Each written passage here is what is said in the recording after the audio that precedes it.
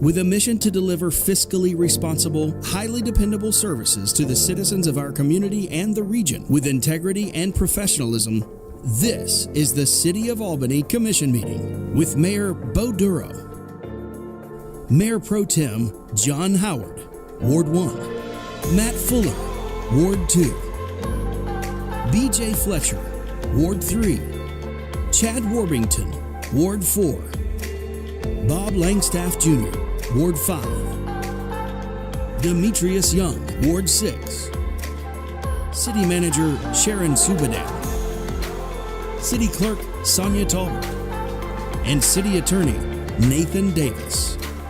This is the City of Albany Commission Meeting. Good morning. Welcome to the January 6, 2021 work session of the Albany City Commission. I want to wish everybody a Happy New Year. With that, Sticks, could we call the roll? Ward 1. Here. Ward 2. Here. Ward 3. Ward 3. Ward 4. Ward 4's here. Ward 5. Here. Ward 6. Here. Mayor. Mayor's here. The first three items on the agenda are public hearings regarding zoning matters. The first is zoning case 20042, request to rezone property located at 200 North Mock Road from C6 to C2. Mr. Forgey, will you tell us about this, please, sir? Yes, sir. Good morning.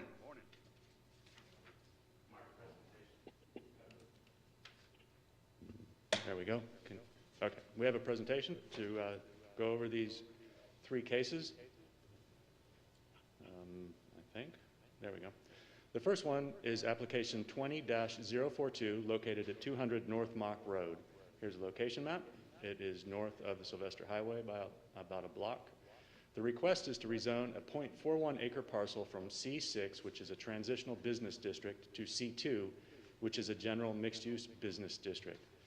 A successful rezoning will allow for a building to house a lawn care office and a car wash and detail service. The property was formerly occupied by a fire station, which has been demolished.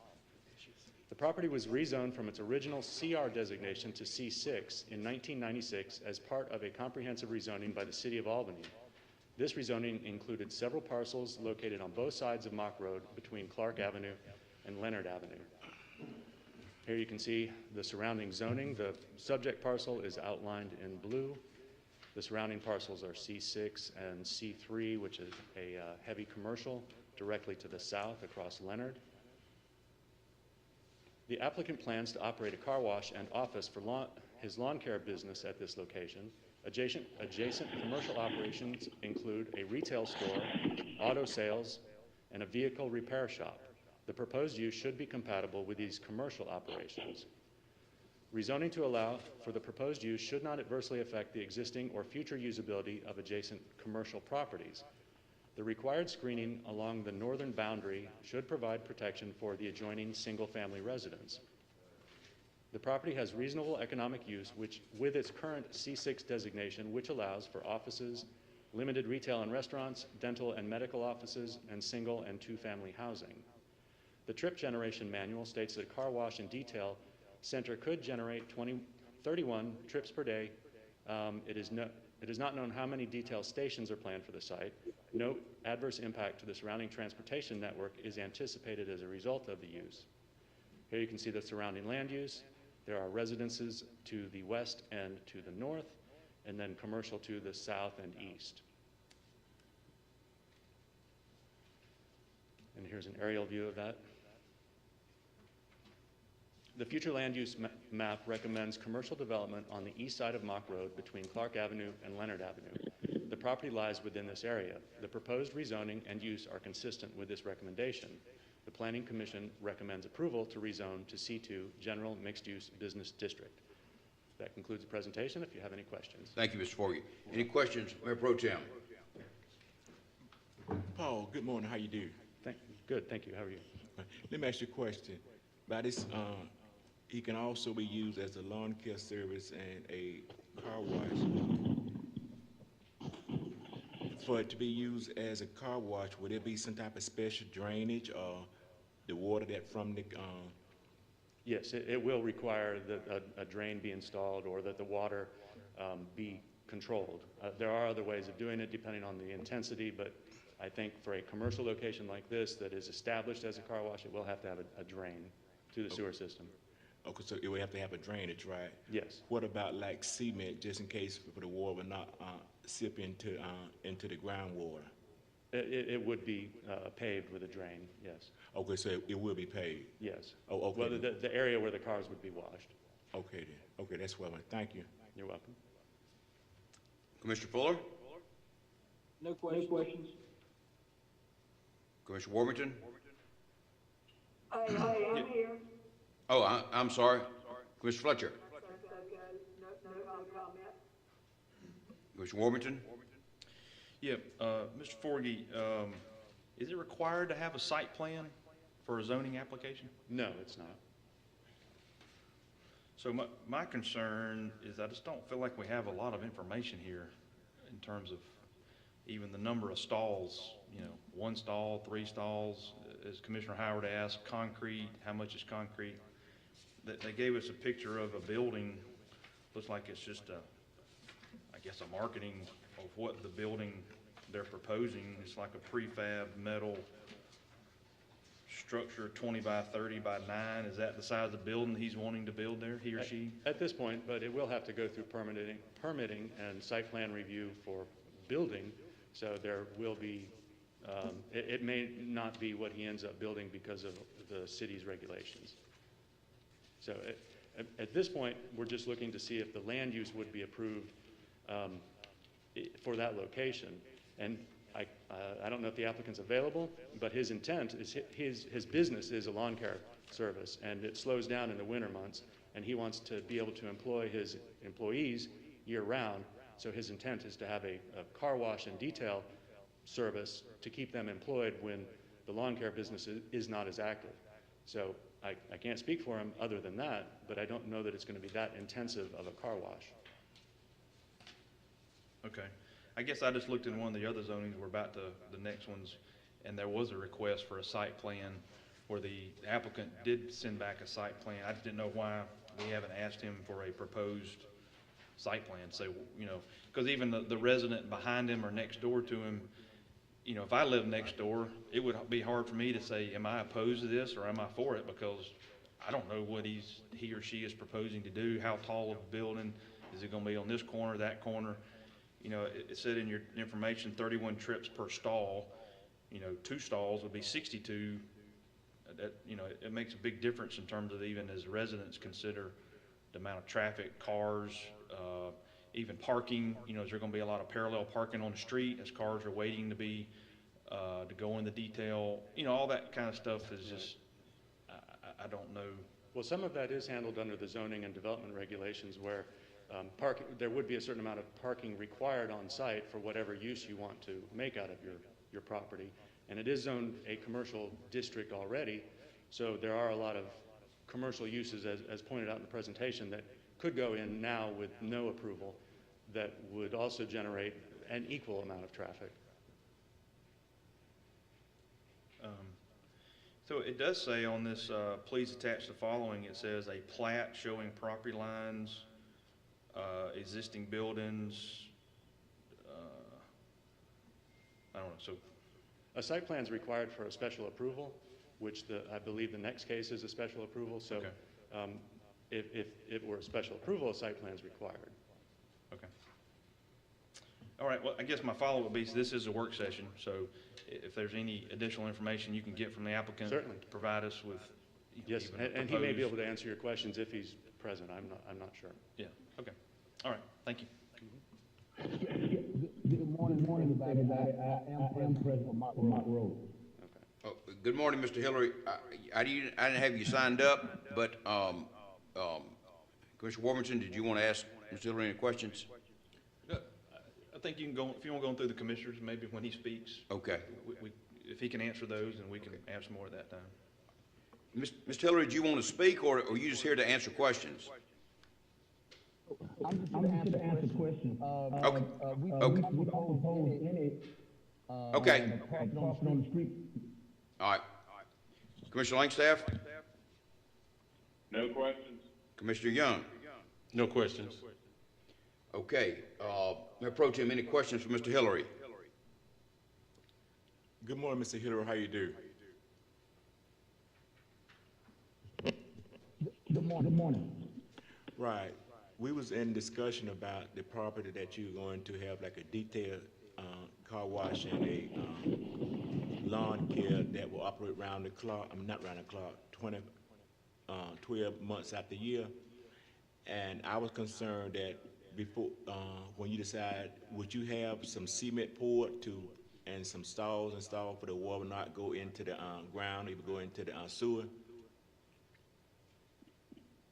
Yes, sir. Yes, sir. According to my understanding, you cannot have a drain, that'll go directly to the city sewage from runoff without the concrete. There's concrete already there, but we want, extend it more, to get cars off the street, but to also make sure we meet the regulations. We don't want to run off, we're right there on the corner of Leonard and Mott Road. It's a corner property. We don't even want cars parking on the street on Leonard. That's a extremely busy street. If you're familiar with that area, it's extremely busy. So we don't even want customers out there parking. My goal is not to make a major car wash. I was actually planning meeting was it going to be an automated system. I said, no, it's a hand car wash. I'm literally just trying to make sure the guys, I have really good guys that work for me, but in the winter months, the lawn care business slows down dramatically. I want to make sure I'm able to keep those guys in a position where they can feed their families without having to go and try to find a job if they work for me. So in other words, you will use the existing, slabs of concrete there. Would you do any, addition of adding of the slabs or some asphalt? Yes, no asphalt, but for sure some more concrete going into the property off Mott Road to make sure we have enough room for the drain. Because after the research, it has to be so many feet away from the right of way and have so much space for parking. The parking is already there. The old fire station did not remove that stuff. It's even another asphalt slab on the back end of the property close to the alley. Okay, so the concrete that is there, you feel that's sufficient for you to wash those cars there, right? No, sir. We want to add another piece to it. Okay, so you say you will add another, so many footage of cement, right? Yes, sir. Yes, sir. Oh, okay then, thank you. Yes, sir. Yes, sir. Commissioner Fuller, any questions for Mr. Hillary? No, sir. No questions. Commissioner Fletcher, any questions for Mr. Hillary? Yes, sir. Really just a comment. First of all, I applaud the fact that you were trying to keep your people working year-round, real entrepreneurial spirit, and I love that. I will tell you that I have a car wash in my ward, and and sort of for about the last couple of years, sound noise. Now, this happens to be a blow-up problem, but also running into just music. I mean, the band is doing everything in the signs, et cetera, but music. So will you have any guidelines or any regulations on, while the cars are being detailed, or you have anything to address that issue, because it's rough out there when, when people can't even ride by or enjoy being next to them without hearing, that loud music. And again, I don't know if they have blowers, but will you be looking into that? Good morning, ma'am, and yes, for sure. My lawn care company, I know it may not be appropriate for a city meeting, but the Lord blessed us to start this thing about 4 years ago, almost 5 years ago, and it kind of blew up in a great way. And but I pride myself in setting a standard. We don't do anything that's out of the normal, because I've seen lawn care companies that pull up the customers' homes with their music in the truck loud. We don't even do that. I'm a stickler for going to work every day at my own company. And so I'm going to be there. I'm against loud music. It's enough of that down the street on Leonard. If you want to hear that. I'm not sure you all agree with it, but our job, my guys know, if you see my guys, we're in uniform that are identical every day. The truck is logo. The equipment is nice and clean. We say Brad.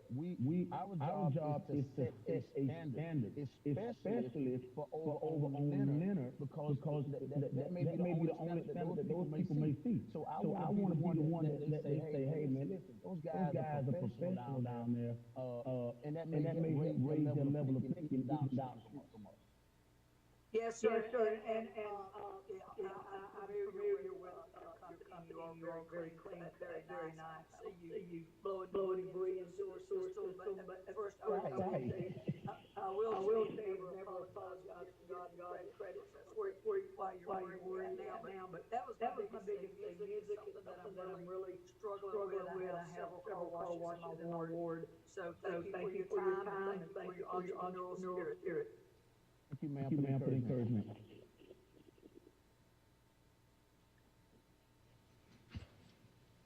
Commissioner Warburton? Yep, Mr. Hilly, first I want to just applaud you for your small business and your willingness to, take a chance and take a risk. And it sounds like you're growing and expanding, and that's an indication of your success. So definitely appreciate that, and I want to applaud you for being in the small business world. So my questions to Mr. Forgy, you might have heard them, is, even though certainly applaud you and wish you success and everything that you're doing, is just also just making sure the people around you there are protected, and that nothing that you're going to do on this corner is going to be a detriment to, the residents or the look or the feel of the neighborhood there. But just, are you looking to build that 20 by 30 structure that's in our packet? Is that the size of a building you're looking to construct there? We just want to put something small. We're not trying to do something so major that it looks out of place. If you look at the plat, the lady next door to me, going north on Mott Road, right past her is a building that's three times the size of the one that we want to put up off the road a little bit. So you got to be looking for it to see it. But we don't even want something that major. We want something small. It's not like a lawn care company that we're in the building every day, hanging out. We go down the corner, we sharpen blades, we change blades, we change oil. Minor maintenance, unless it's something that's major, we'll take care of that. But other than that, we're just on that for the moment, and then we'll be having some cars wiped to help those guys supplement that income. This year was hard for us. 2020 was extremely hard to keep guys working, because we had customers sitting at home saying, I'm just going to save money, I'm cutting my own grass, and so I could not, it just created some thinking in me. I said, well, I cannot just throw these guys away, because it's lack of work and that kind of stuff. It just created a different mindset. And my job to make sure we have something to do. So that's all we're trying to do is create a way to supplement something. Right, and I applaud all that you said, and that's great. Again, my concern is if you're willing to do this, obviously you don't have to, because it's not part of the requirements, but if you just take that rectangle shape of the property, I'm sure in your mind you have a vision of what you plan to do there. Is just put on paper of, we plan to construct a 10 by 10 building or a 20 by 20 building. The car wash is going to be here. This is where we would have the cars, where my employees are, and on this side is where we'll park some equipment or trailers or what have you. It's just having some sense of what you plan to do there. So if you could do that, that would be great. You don't have to, but that would just be my request if you could. after this meeting, and maybe you could provide that to Mr. Forgy, because we won't be voting on this towards the end of the month. As far as my knowledge, I'm kind of green on this kind of whole process. It's new to me. But to my knowledge, that the zoning committee actually kind of go out and look at these properties. We have a small fence because of the area. We put a fence around the back end of the property to kind of protect. Just put a distance between those moors. Sometimes you got $5,000 worth of moor equipment in a trailer, unclaimed trailer. We just kind of put that barrier around. But we got plenty of parking at the back end of the property toward the alley. That won't even affect what we're trying to put to build. There's plenty of room. It's the length of the property. It's a rectangle, but that front is the smaller piece. But it's plenty of room. We're gonna park behind the building, closer toward the alley, to keep people off the highway. It's to my knowledge that somebody was, I can't remember when, they had an accident there, somebody lost their life. When I first came to that property, I was so excited. I just started parking my truck and trailer over there. One of the guys that lived down the street, the older guy came to talk to me. He said, "Hey man, I want to talk to the guy in charge. I don't know if I'm in charge, but he talked to me. But he wanted to talk about the truck. He said that he had trouble seeing past the truck. And it was way off the road. He just was an older guy. He said he was afraid because somebody had lost their life there. We moved the truck the same day. Stop parking way up front. We parked it way back. Now, it's not to my benefit to park it toward the back. If you all know the area, that kind of makes sense about putting something, a bad disclaimer out there. But we parked at the back of the property right now because of that request from somebody that lives in the neighborhood, because it's my job to make them feel comfortable. I don't want to put something that's so big, out of order, that it make the neighborhood bad. I'm there to make it better. Okay, all right. Thank you, Mr. Hillary. That's it, Mayor. Commissioner Langstaff? Any questions for Mr. Hillary? No question. Commissioner Young? No questions. Oh, good morning, Mr. Hillary. Do you plan on parking vehicles and trailers and mowers on this property? The mowers are inside of a trailer. We don't take them out unless we're doing something to them. I have enclosed trailers, make sure my equipment is not exposed to the elements. A lot of guys just get an open trailer, but we store those trailers, those mowers in a locked trailer, and only take them out on customer's property, or if we about to change blades or do something like that. Truck is there now. They're going to work. I'm the only one not working today. Okay. The truck is left there at night inside the fence. Is that the same true of the equipment you use? Is that in the trailers? Yes, sir. Okay. Yes, sir. Thank you. Mr. Forgy? If I could address a couple concerns. Commissioner Howard, the concern about drainage, the city does have very strict regulations on drainage, especially from car washes, so it will be on a paved surface that collects all the water that they're intending to use for car washing that will lead to a drain. So whatever his intent is, and he said he wanted to pour additional concrete, but we would require that whatever he does, it meets our standards to handle that drainage. So he couldn't just put it out on the grass or probably not reuse the existing concrete. We would require it be up to the proper standard. And Commissioner Fletcher's concern, if you choose, you might want to condition this to be hand car wash only, so he could not convert to an automated car wash, just to allay those concerns of the noise of blowers down the road. Those are my only two comments. Any questions, Mayor Pro Tem? Paul, let me ask some question. One of the reasons why that fire station moved Silver a couple of years ago, or maybe a little longer, was I think there was something with the surface there, like was sinking in. is Mr. Hillary, he's aware of that? I'm not aware of that, so I'm not sure if he is. I did not know that, so I do not know if he knows. Right, because I think at one time, that fire station that was there, that the foundation was not stable enough. Okay. I know there's issues with another former fire station with that. I didn't realize that one as well. Commissioner Fuller? No other questions. Commissioner Fletcher? No question. Commissioner Worthington? Nothing further. Commissioner Langstaff? No questions. Commissioner Young? No questions. Mr. Hillary, would you have any objection to a special condition limiting the car wash to hand wash, as Mr. Forgy had mentioned? That's all we wanna do is just hand wash. We don't want an automated system, at all. So, I mean, would you have any objection to such a condition is what I'm asking? I mean, obviously that's your intention now, but a special condition would prevent you from converting to an automated car wash at a later date.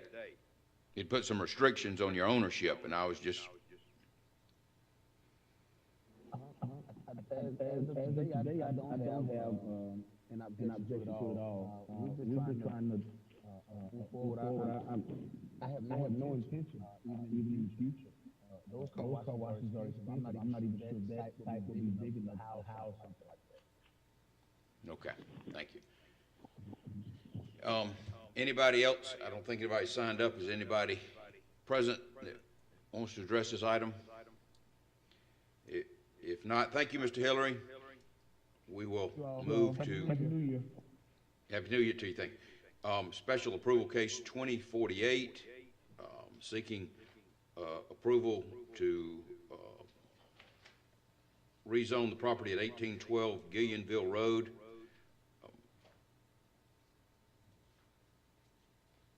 Mr. Forgy? Thank you. You can see the location of the property in question here at 1812 Gillianville Road on the south side of Gillianville. Here's an aerial view of this property.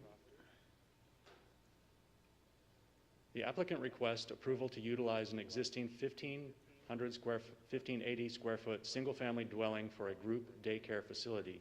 The applicant resides at this property and currently operates a family daycare for up to 6 children. A group daycare allows 17 to 18 children, and they're allowed in the R2 district after special approval of the City Commission. Here you can see the subject property outlined in blue and the surrounding land use. It's solidly residential R2 to the south with some commercial office type uses to the north and some to the east. Gillianville has a traffic capacity of 33,400 trips per day. The current, or 2019, trip count is about 17,700. So you can see there's plenty of excess capacity on Gillianville. The trip generation manual estimates that a facility like this could generate about 76 weekday trips. Traffic associated with the daycare should not conflict with school traffic due to the hours of operation from 7 a.m. to 7 p.m.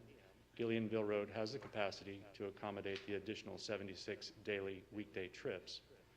Daycare facilities require 1 parking space for every 10 students and 1 parking space for each employee. The home, as developed, has adequate parking at the property, driveway, and rear of the property. The hours of operation would be 7 a.m. to 7 p.m., Monday through Friday. Access is provided from an existing driveway off Gillianville Road and from an alley to the rear of the property. Here you can see the layout of the lot with single family on both sides and the alley to the south and Gillianville to the north. The owner and applicant resides on the property and currently operates a family daycare. Expansion to a group daycare should continue to maintain its residential appearance and compatibility with the adjacent residential neighborhood. The adjacent area, north and east along Gillianville, has transitioned to commercial uses. The future land use map recommends low-density residential housing for the property and adjacent area. Commercial uses are recommended along the frontage of Gillianville Road to the north and east of the property. A group daycare facility for 7 to 18 children is permitted in the R2 after special approval by the City Commission. The Planning Commission recommended approval for a group daycare for 7 to 18 children at this location.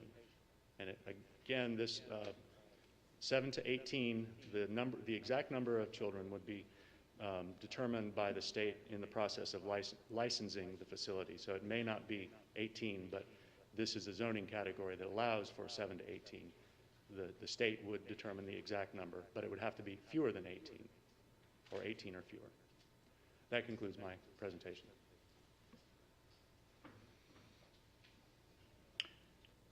Any questions, Mayor Pro Tem? Once again, this applicant, with the children, that it will be, since it's on a busy highway, it will have a fence around it, right? To make sure that there's no children decide to wander in the road.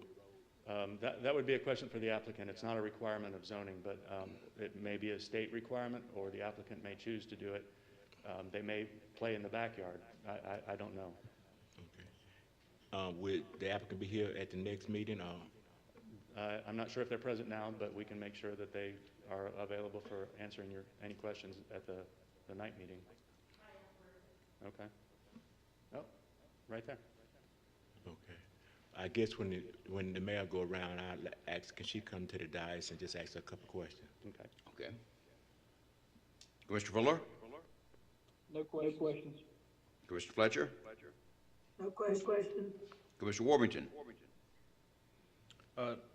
One question, technical question, Mr. Forgy. So the special approval, does it stay with the property, or is it only conditional to the owner? It stays with the property. Okay, so if she sells or the ownership changes, the It can special still be approval used stays. for a daycare like this, Okay. if it's approved. Okay, thank you. Commissioner Langstaff? No questions. Commissioner Young? No questions. Thank you, Mr. Forgy. Ms. Bush, good morning. Could you come up to the lectern, please?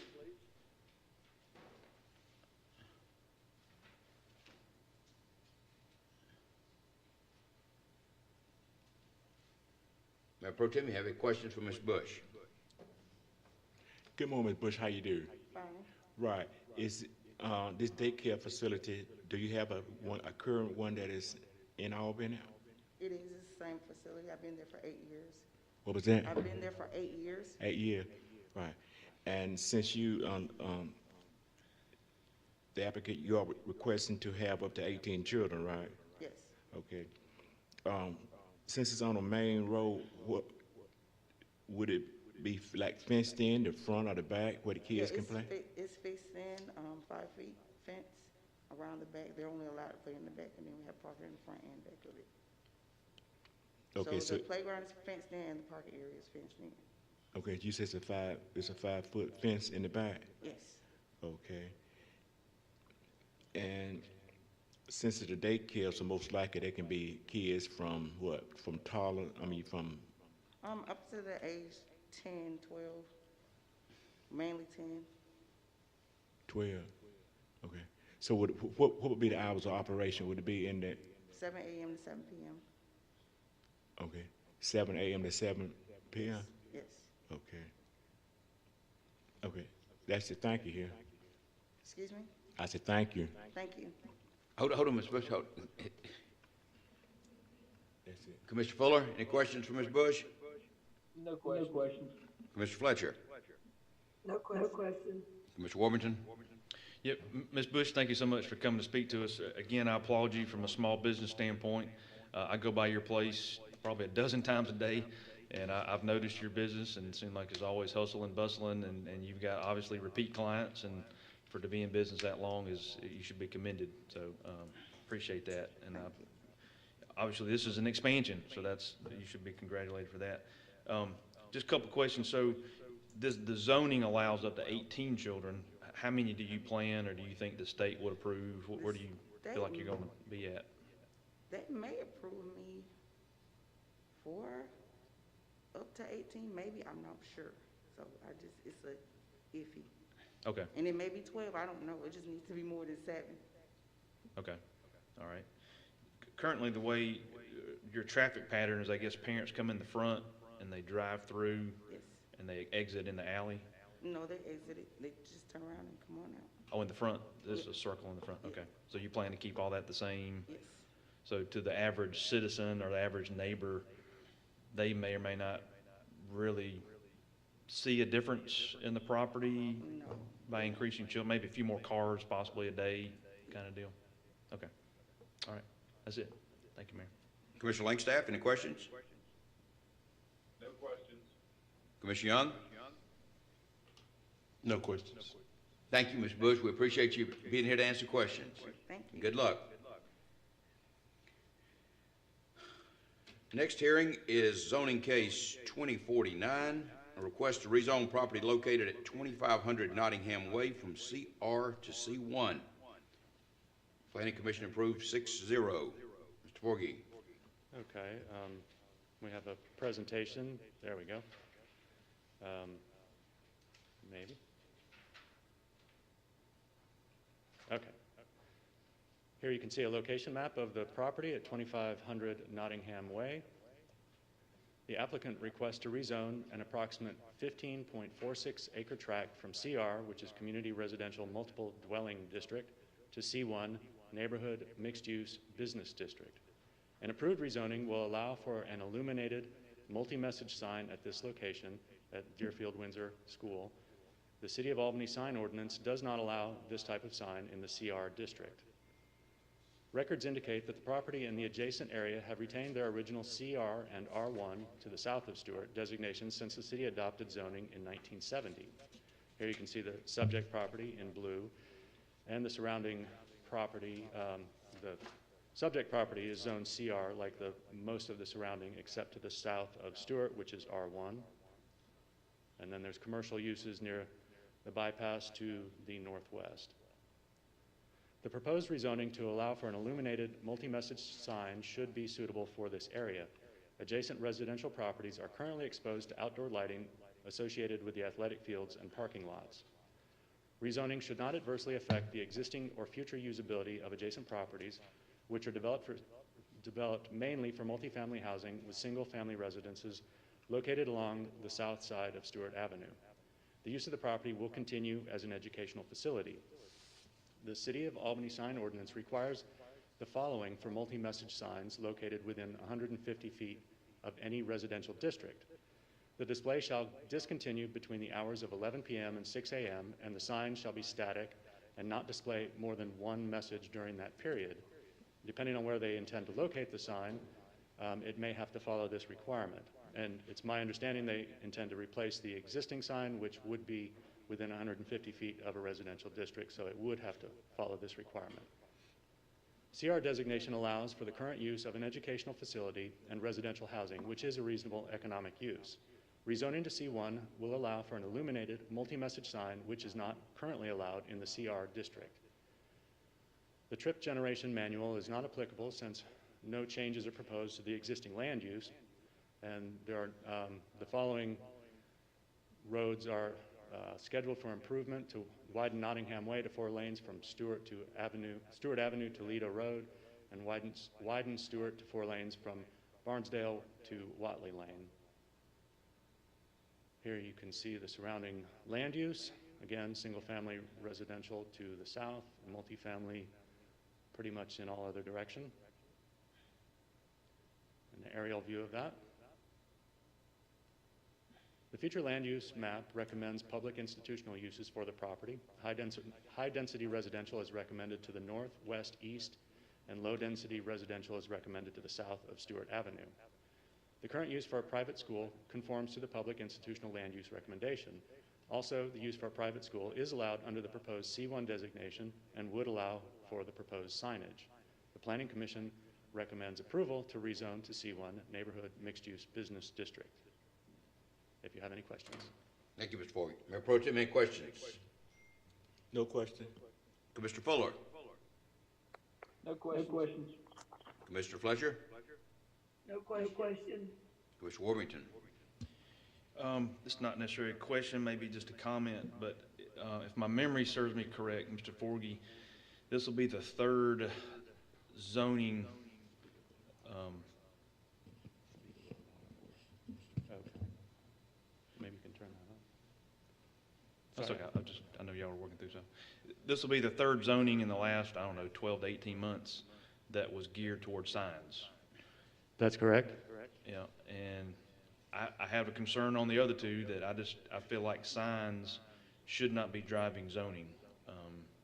And this is nothing about this applicant, but in general, somebody could apply for zoning because I want a sign, but then also we're inviting in all other uses that we may not even be thinking about because they're wanting to do a sign, and then, well, I decided not to do a sign, now I'm gonna go do X. Thanks for giving me the zoning that I needed to go do X, but we did it, so I just got, we've obviously set a precedent, and so I believe that these are gonna continue unless we do something to stop it. Don't wanna stop anybody from having a sign, but don't use zoning to get your sign, but neither here nor there, because we're already into this. So that could be a conversation for later. Questions I have about this zoning is, are we limiting where the sign goes? Can it be on any of the four corners? Not currently. The proposal is to allow it anywhere they would like to put it, but they have indicated that they would like to put it where the existing sign is, which is approximately the southwest corner. Okay. Again, if memory serves me correct, the previous two zonings, we required St. Teresa to put their sign in a specific place. I believe we required the church on Slappy, they could only put it in, should we require them that they only put it where they're indicating that they're wanting to put it? Just, I mean, I guess because they could construct a sign on all four corners if they wanted to, unless we indicate that you can only put it on this corner. Well, the sign ordinance limits how many of these types of signs they could have, and we are proposing that the sign ordinance be amended at some point to address your earlier concern about having to rezone for this. But at present, the sign ordinance would not allow multiple multi-message signs on a single property. They would have to subdivide, which they could probably do as well, a property this large. That's right. Okay.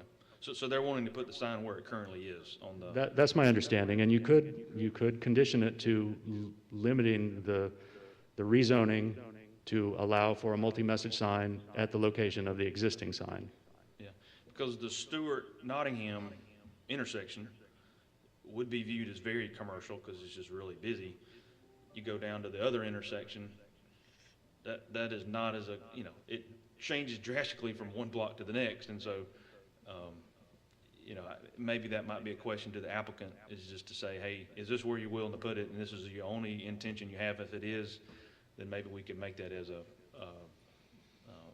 requirement, that it only goes on that one corner of that intersection of Nottingham and Stewart.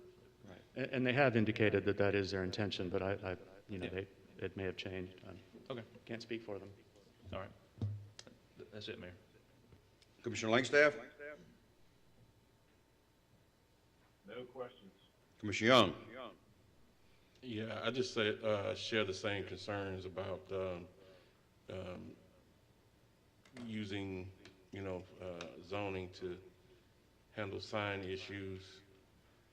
This piece of property, I'm sure, is already pretty valuable, and it's located, near, a lot of commercial development. But again, we kind of usurp our need to do proper community planning because it's right in the middle. Although it's a very busy intersection, it's a very residential intersection as well. You got several housing complexes, on the other three corners with homes as well. So, we invite in other uses for that property that would, just change the whole fabric and the makeup of that neighborhood. So, we really do need to find another way to handle this sign issue, instead of changing the zoning issue. I don't know what Deerfield has, planned in the future or what have you, but it's incumbent upon the city commission to do better community planning and also, you know, give staff a way to, you know, kind of design our community the way we need to so we don't create problems for ourselves in the future. So again, I agree with Commissioner Warbington. We really need to take a look at that. Thank you, Commissioner Young. The one thing I had, and I guess one of the speakers can address this, is if you're gonna, I know the expansions haven't been designed yet, but if you're gonna expand this area of Stewart to 4 lanes and Nottingham to 4 lanes, then if it doesn't actually consume the area or annex the area where the sign is, it would be in the right-of-way, wouldn't it, Mr. Forgy? I'm not sure of the location currently versus, the existing sign is not in the right-of-way, and I would expect the expansion would be designed to keep within the right-of-way. It would result in the sign being closer to the road, but it would not be in the right-of-way. And if that did occur, we would have to compensate them for taking their property. But I expect there's enough right-of-way to design a 4-lane road there. Okay, all right. Thank you, Mr. Forgy. We have 2 speakers signed up, Ms. Adrian Hill and Mr. Alan Lowe, the headmaster. Ms. Hill, are you with us? Yes, I am. Good morning. Good morning.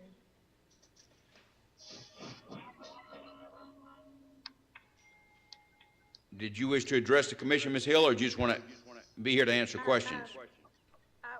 We were just here to answer any questions. I think some of the comments that are questions that were raised, we are planning on leaving the sign in the existing location. We actually will just, the intent is to just put the multi-message reader on top of the existing sign, so the footprint of the sign will stay the exact same size. Of course, we will conform to all the sign ordinances, which are pretty specific. But there's no intent to use the property for anything other than, what it exists as now, as an independent school. And we weren't even, when we started down this path of looking into the sign, we weren't even aware that we would have to get a zoning change for the sign. So that's what even started this whole process. So there's no intent to change the use of the property, and we're certainly willing to adhere to any additional restrictions that come with the changing of the zoning. Thank you, Ms. Hill. Mr. Lowe, did you have any comments, or are you just here to answer questions as well? Well, no, I was here basically just to answer questions and worry. Yes, main thing is we're just trying to enhance the sign that we already have in place. That's what our goal is to do. Okay, thank you. Mayor Pro Tem, any questions for Ms. Hill or Mr. Lowe? Ms. Hill, good morning, how you doing?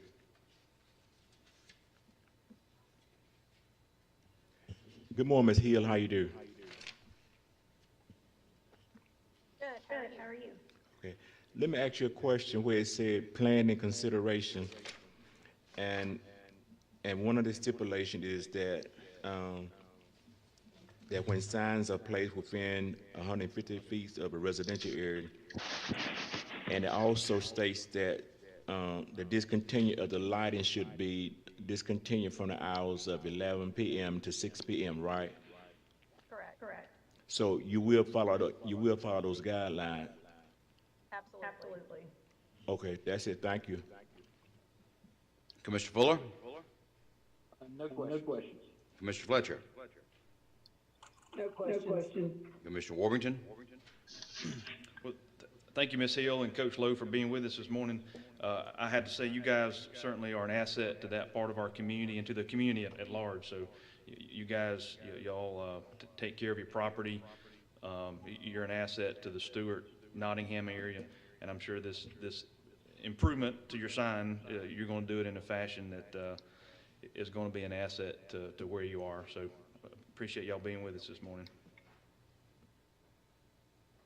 Commissioner Langstaff? Thank y'all. Thank y'all. Commissioner Young? No further questions. Ms. Hill, Ms. Lowe, thank y'all for being here to answer the questions, and that will conclude the public hearing. Thank you, Mr. Forgy. The next item on the agenda, Mayor, yes. I just wanted to, I guess this is a question to attorney. Can we start working on some type of ordinance that would handle the sign situation or a change to the existing ordinance that we already have, so we can give some of these businesses or these locations a alternative to going through the zoning board to have to get these signs. I know they're very popular now, but it just seems like we, again, as we already talked about, it's a possibility to lead to other things. But if that's their only intent is to be able to take advantage of these electronic signs, then give them a way to do that doesn't open up the door to that zoning change. Mayor, can I answer that? Let's, I think, well, can't speak for Commissioner Young, but I mean, I think a explanation of the process would be instructive for all of us, but because I think when you stay within the C classification, there's not really a whole lot opened up. But yes, Ms. Zubadan. Thank you. Commissioner Young, I do want to let you know that we have done some preliminary work on this, and quite honestly, we were ready to bring it forward, but so many other things have consumed the space. So we certainly can bring that back, put it back on the front burner if that's the desire of the board. And we do have a legal opinion already drafted with some proposed changes, so we can bring that forward. We could even do it as soon as the next work session if you desire so. Mayor, may I speak? Yes, sir, but let's get Commissioner Young. Did you want to? Ms. Davis? I appreciate that, Madam City Manager. And did Attorney Davis have anything to add? No, sir. Of course, we'll work with the city manager to prepare the documents. Thank you. That's it, Mr. Mayor. Okay, thank you. Commissioner Warburton? Yeah, I would agree with Ms. Zubadan. Certainly, this wasn't on top of our list, but with this being the third case, and it's setting a precedent, and I pulled up the zoning table while we're sitting right here, and going from CR to C1 is a pretty dramatic change. There's a lot of uses. So like a drive-through, you can't have a drive-through at CR, but you can have a drive-through at C1. I'm just being facetious here. Somebody could come get a C1 designation for a sign, and then, I'm going to put a drive-through in. Well, you didn't come to us for a drive-through approval. You can't, and so we're going to be stuck between these uses, and there's a lot of uses that are allowed C1 versus CR. And of course, this is nothing about Deerfield, because obviously they're not going to put a drive-through in, but it could be another situation that we're kind of opening ourselves up to unintended consequences. So I agree. Ms. Zubadan communicated that clearly. That wasn't a priority, but who knows? Next month or two, there may be 2 or 3 more on the docket. That if we don't, kind of come up with a solution relatively quick, we're just kind of putting ourselves out there for unintended consequences. So, Mr. Mayor, I also think, again, going back to community planning, that's the value in doing this, is that we don't, this is another situation where if we don't plan correctly, then we get unintended consequences. We get, our community looking a way that we don't want it to look when folks, change. This may be, and I'm not, as I said, not saying Deerfield is going to do anything, but it also changes the value of the property. Once the value of the property changes, then all other kind of options come on the table, including, selling it and changing the whole, the whole business to, perform another perform another function, and thereby changing the look and the feel of that particular area. So again, we have to, in so many of the things that we say we want to do right now, it's about community planning, and if we don't do that, then we're just hamstringing ourselves for the future. Thank you. Madam City Manager, so you will attempt to have this on the agenda for the next work session? Yes, sir, we can do that. Okay, thank you. Next item on the agenda, we have Mr. Henry Mathis has signed up to speak. Good morning, Mr. Mathis.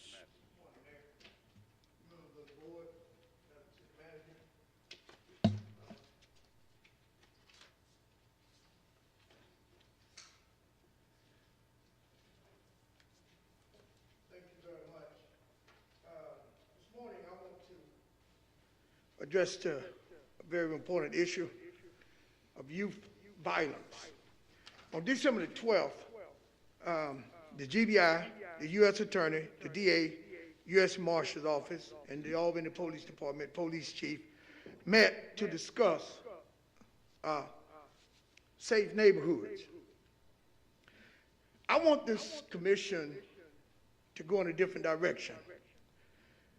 The GBI, the U.S. Attorney, the DA, U.S. Marshal, Police Chief, other law enforcement, that's been the traditional approach. And last year, we had 21 homicides in this city. 21 homicides. Young African-American men and one female. So this morning, I would like to ask you to consider a couple of things. First of all, youth violence. I want you to look at it from a public health perspective, because it is a public health issue. So we want to ask you to take the lead in making youth violence a public health issue and have a public health approach. Public health issues are preventable and affect the entire community. A public health approach to violence has three main focuses: a primary prevention, helping communities stay safe and violent-free; secondary prevention, redirecting at-risk individuals and groups to safer behaviors and environments; and three, tertiary prevention, rehabilitate those engaged in violence and fostering safe re-entry into the community. Now, on all three levels of prevention, I'm asking you, Mayor and Commissioner, to get with the Dougherty County Health Department, because if you will go back and look at the Minneapolis blueprint, you'll find that they engage with the Minneapolis Health Department. So I'm asking you to mimic that and get with the Dougherty County Health Department and work with it and its partners. Who are the partners? Police, school, parks, county services, community organizations, youth, and more. So we would all be working toward a common goal of reducing violence among young people in Albany. Now, the CDC has declared youth violence as a public health issue. It is. It's no different than influenza, the measles, the mumps, or COVID-19. The CDC, National Center of Injury Prevention and Control, has 5 strategic areas for youth violence prevention. 1, monitoring and researching the problem. 2, developing and evaluating prevention strategies. 3, supporting and enhancing prevention programs. 4, providing prevention resources. 5, engaging research and development. CDC has the capacity to do that. They have the funds to do that. And they've done some work in the areas. They've done work with several initiatives. STRIVE, STRYVE, striving to reduce youth violence everywhere. ID and support approaches that reduce youth violence and guide communities' efforts to implement evidence-based violence prevention approaches. planning, implementation, and evaluating of youth violence. And then there's Unity, UNITY, Urban Network Increasing Thriving Youth. And that focuses on school-based violence, gang-related violence, street and neighborhood violence. And of course, it does call for a public-private partnership. Now, the Unity Roadmap, it outlines 9 components of effective urban violence prevention programs organized around 3 main themes: partnership, that's public-private, prevention, and strategy. And all of these 3 are proven through literature review and expert review. And then we want to ask you to look at creating ACEs, Academic Centers of Excellence on Youth Violence. The CDC funds several academic centers of excellence throughout the country. Those centers involve partnerships to combat youth violence at the local level. The 3 components of that is the local community, research universities, and we have Albany State University here. And it's high time that we utilize that university to help solve some of the problems that we have in the city. So we certainly want to have the local community, the research university, and community-based organization. Now, the ACEs, Academic Centers of Excellence, study youth violence. 45 seconds, Commissioner. Well, Mayor, this problem is so important to the city, I would ask that you give a waiver to the 5-minute time limit, at least an additional 2.5 minutes. Well, is that the wish of the commission? Commissioner Fuller? Sure, I'm fine with that. Commissioner Fletcher? No objection. Commissioner Warmington? Yeah, I'm good with that. Commissioner Langstaff? Commissioner Langstaff? Commissioner Young? Yeah, that's fine. Okay. So, as I was saying, Ms. Bell, thank you very much, Commission. The Academic Centers of Excellence, it studies youth violence in the community and then plan, implement, evaluate violence prevention approaches. And the ACEs support multidisciplinary collaborations that integrate science and prevention. And the CDC has funded ACEs, and it will fund one here in Albany, Georgia. Philadelphia Collaboration of Violence Protection Center, Columbia University, Harvard Youth Violence Prevention Center, Johns Hopkins University, Meharry Medical College, University of California, Berkeley, University of Chicago, Virginia Commonwealth University, Clark Hill. Why not Albany State University? Why not Albany State? 21 young lives have been lost in 2020. 21. Chad, you like to research, Commissioner Warmington, you like to research. Look at the Minneapolis Blueprint for Action to Prevent Youth Violence. That's one. Durham has one, and others. So here's what I'm asking, that you will prioritize prevention and create a collaboration between the CDC, the public health, primary health, behavioral health care, law enforcement, judicial system, school system, and faith-based organizations. The Minneapolis Blueprint did it several years ago. They addressed youth violence. Here's some statistics. 62% reduction in youth gunshot victims. 45 seconds. 34% in youth victims of crime, a reduction in youth victims of crime. 76% reduction in youth arrests with guns. So I'm asking you to support gun violence research in this city. We must also get Albany State University to launch a firearms violence prevention research center. And that's not all of it, but the time is of essence, and I will answer any questions. But I would like to say in my final few seconds, 21 lives lost in this city last year. And there was a silence, a dead silence from the leadership. A dead silence. Only somebody I heard talking was the coroner. A dead silence. We have to make this a public health issue. It is imperative. There are fundings out there for it. Thank you, Commissioner. Mayor Pro Tem, any question for Commissioner Mathis? Good morning, Mr. Matthew. Good morning, Commissioner. Let me ask you a point-blank question. You mentioned something like there are fundings and other case studies have been done by Mahara Medical College, the CDC, public health, faith-based organizations, psychologists, and that is good, but first, have you talked with the chief about this? I've been in contact with the chief.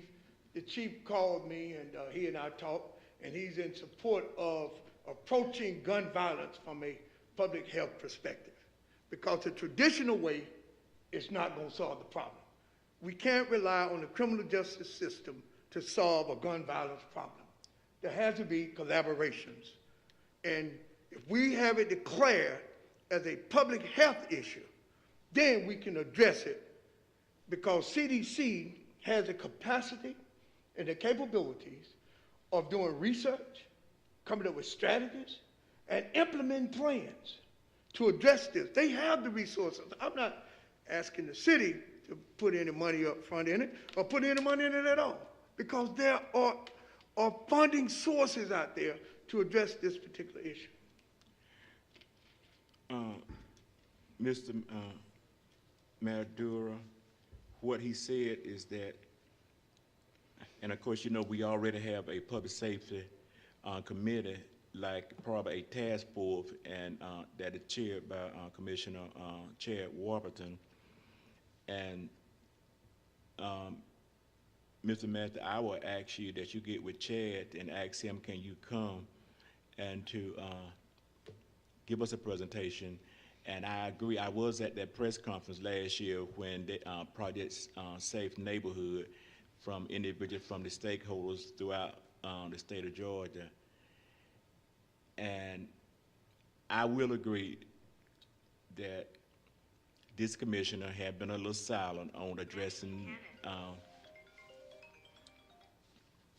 when we had 21 deaths in the city of last year, and if we can ever find some of those cases, it may be more than that would probably rule as homicide in this community. But unless you did about these research, and you know, a lot of these are some good universities and some good social science data has been compiled. But I think we got to go a step further and ask the question, what are some of the main causes of violence among this community? And before you answer, let me tell you something which I was not only petrified, but I was shocked. And I don't mind letting my colleagues know that as I helped candidate canvass throughout this community that was running on the local race and the state race of last year and this year, this is my projection, Mr. Mathis, and to the mayor.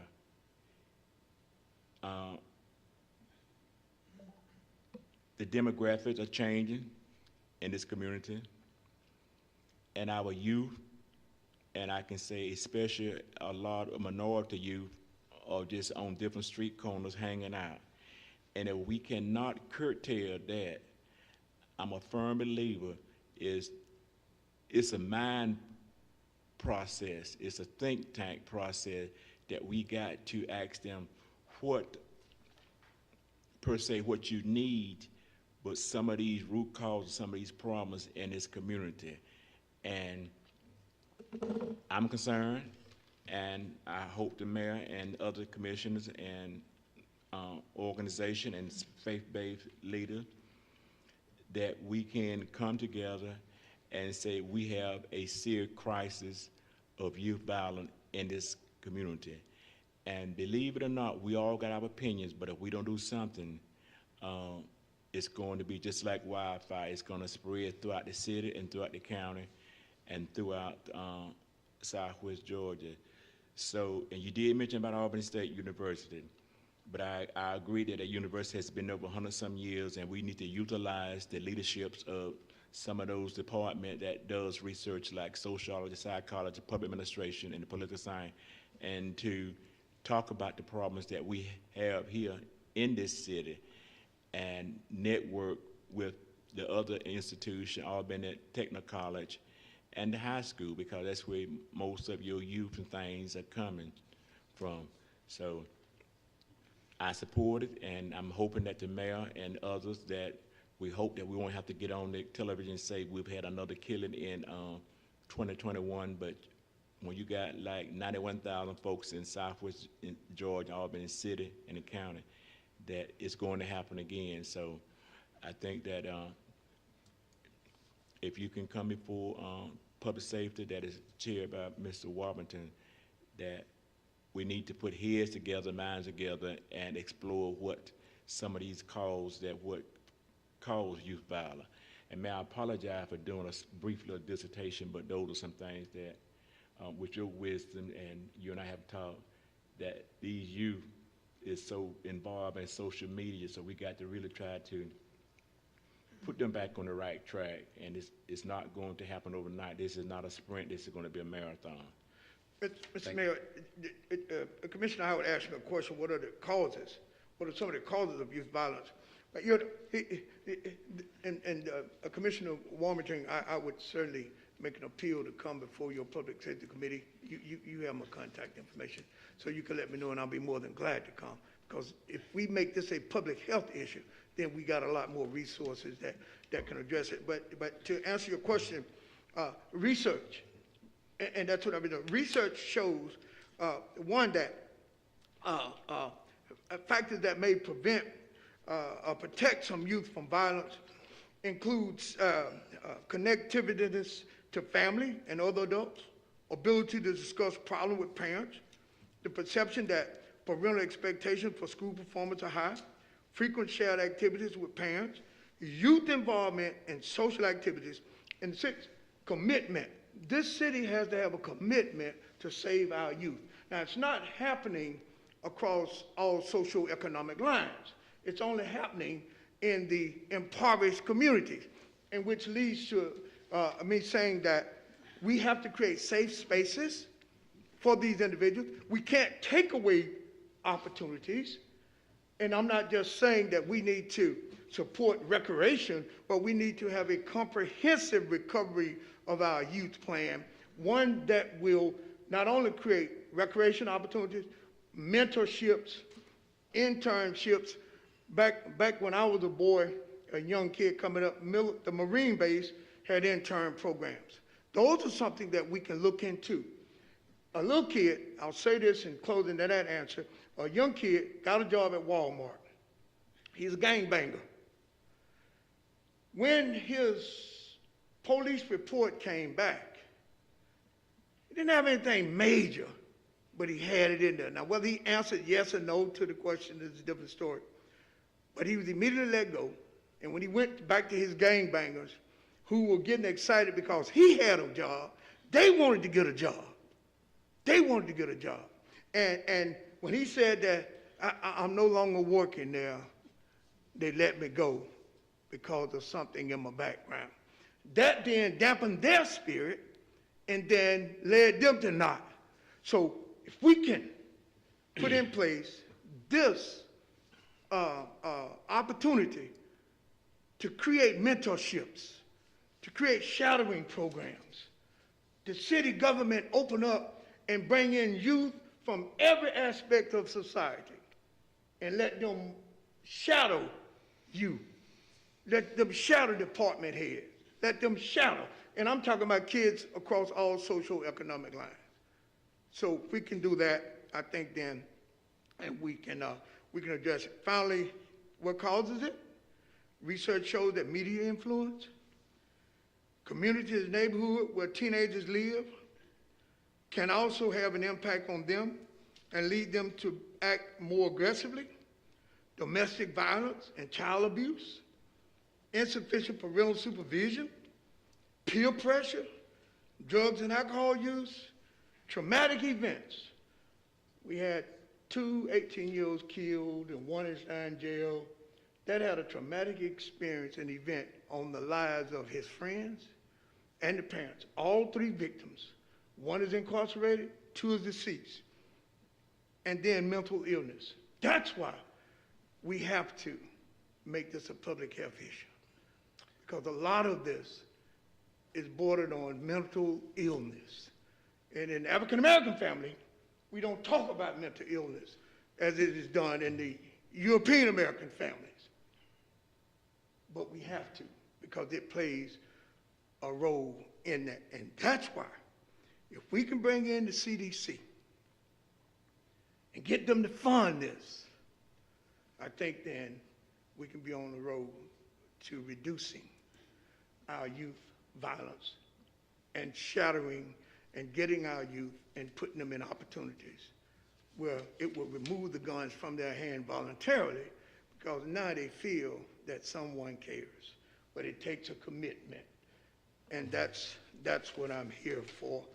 And Mayor, and there are 3 things I'd like to request. What? Go ahead. Well, I mean, you're not answering the question anymore, but go ahead, Commissioner. Yeah, I'm answering the question, but I just want to say that before this, so there are several things that I like to ask of this body. 1, that you make youth violence a public health issue. It has to be done.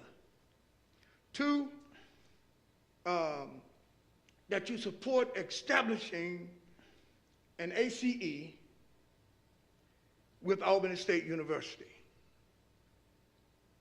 an academic center of excellence with Albany State University that will study gun violence, youth violence. And 3rd, that you would prioritize a prevention collaboration where you bring in all the parties, not just the GBI, the U.S. Attorney, the DA, U.S. Marshal, and the police chief. And then 4th, seek CDC funding.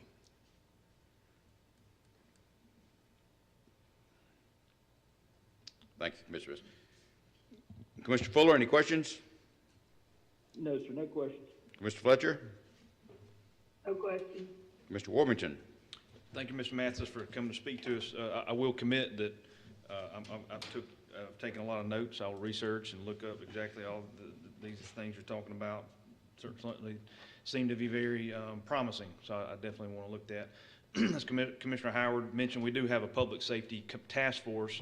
Now, currently we're pretty booked in terms of trying to work on the very things that this body formed us for in terms of this task force.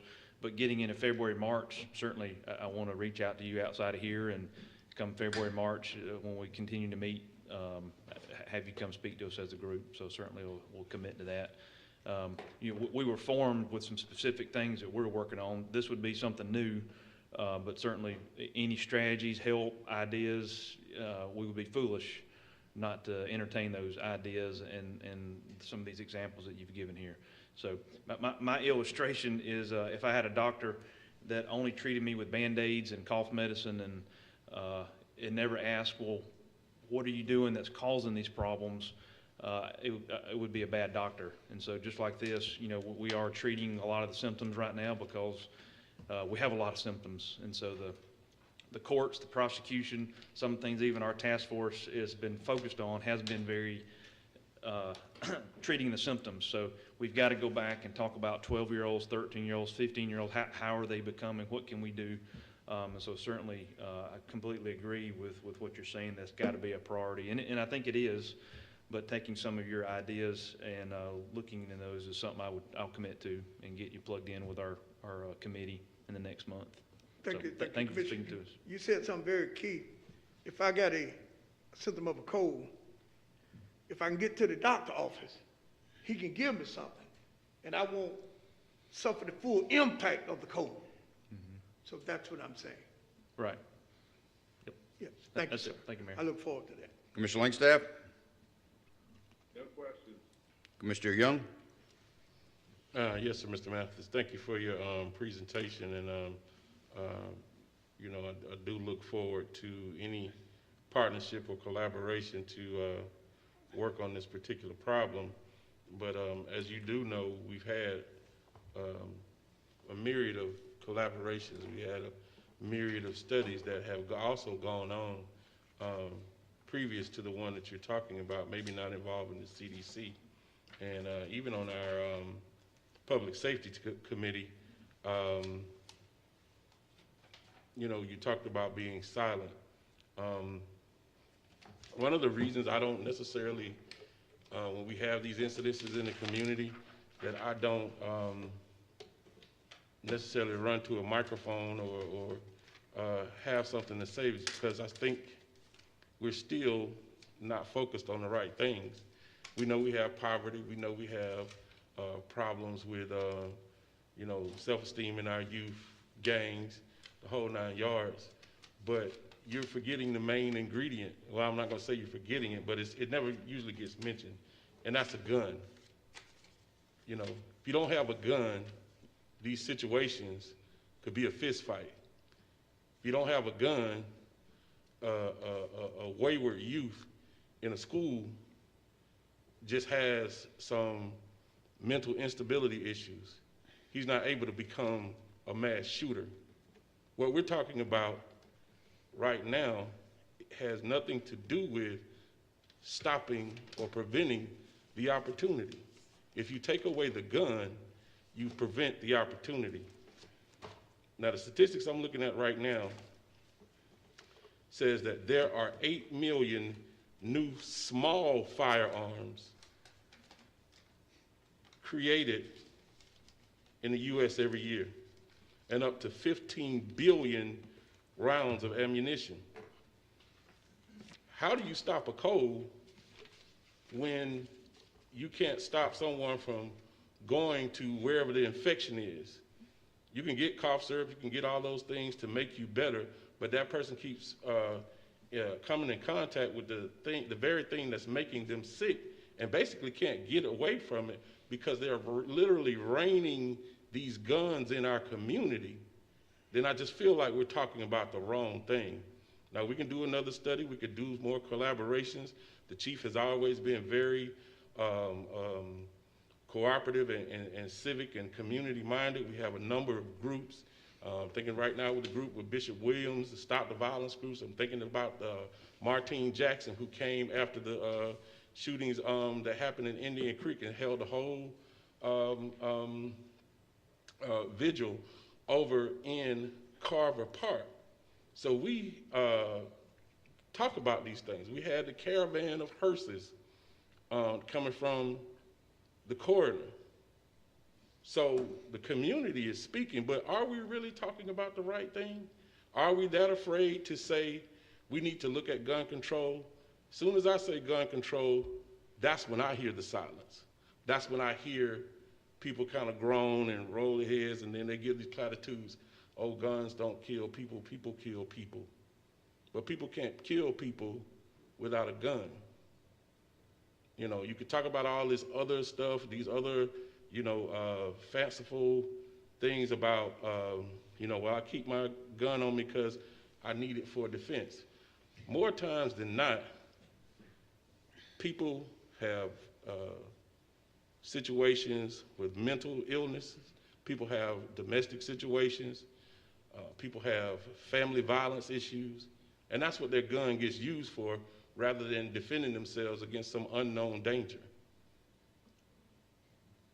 But if we don't talk about the right things, we'll be back here next year talking about another study. We'll be back here talking about, you know, stop the violence. We'll be talking about having another vigil, prayer vigil for our youth. But if these guns keep coming into our community and raining down on our children, and as soon as they have a conflict that back in our day was a fist fight, it becomes a gun battle. So again, you know, I know I'm kind of spitting in the wind, as they say, because I know most people don't, look at that aspect, don't want to look at that aspect, but I'm here to support whatever is put on the table, but I guess I'll be the lone man with the rock, throwing it at the tank, and say that we need to talk about gun violence. Specifically, we need to talk about gun control and talk about that specifically in the African American community. Mr. Commissioner, thank you very much for that approach. Let me just start out by responding, saying that the chief and I have exchanged documents talking about safe neighborhoods. I listed a number of things how to prevent youth violence, and it included what you're saying: connectivity to family and other adults, ability to discuss problems with parents, the perception that parental expectation for school performance is high, frequent shared activities with parents, youth involvement in social activities. So this is what you're talking about. Now, as it relates to gun control, I'm a Second Amendment proponent, okay? Those are not the guns that's killing us. The illegal guns are the ones that's killing us. Those are the people who don't have license to carry guns. That's what we're having there. But just as this study shows, in the Minneapolis study, Action to Prevent Youth Violence, 62%, they saw a 62% reduction in youth gunshot victims, a 34% reduction in youth victims of crime, and 76% reduction in youth arrests with a gun. So I'm talking about a commitment. If we have a commitment, and if we engage these young men and young women in these activities, they'll voluntarily put down the guns. They'll voluntarily put down the guns. I saw Mr. Randall King. Randall is here, and he has a program that he's working. But when I hear him talk about meeting with the elected leadership and the faith base, and then he received criticism for meeting with Republicans or independents or Democrats or Green Party members. This is what we got to support: mentoring, shadowing. They might not get it at home. You know they don't. In the African American community, not as much.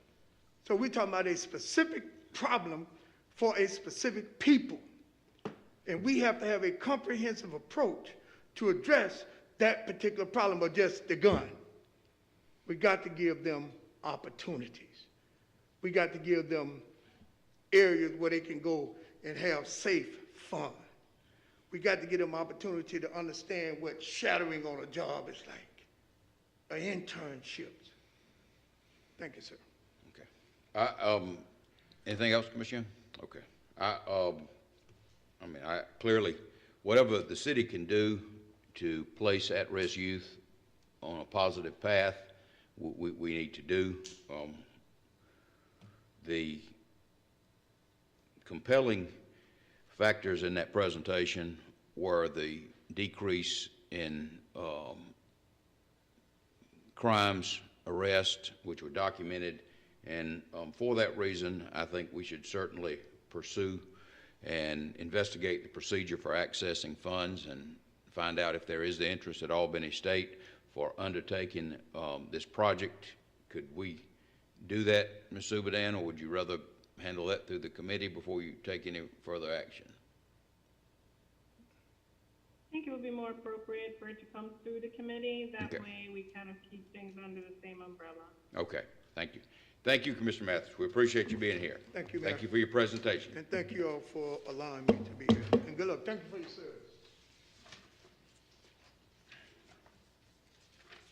Next item on the agenda, alcohol license transfer of a license at 1608 West Broad Avenue. Good morning, Ms. Norman. Good morning. Cavero 1608 Incorporations, known as Sunrise store at 1608 West Broad Avenue has submitted an application for a transfer of the existing alcohol license for packaged beer and wine. Sanjay Kumar Patel from 149 Grand Island Drive here in Albany, and local agent Robert B. Edwards at 407 South Van Buren submitted the application for this convenience store. The planning department identified this location as zoned in C2 on a collector street and in Ward 3.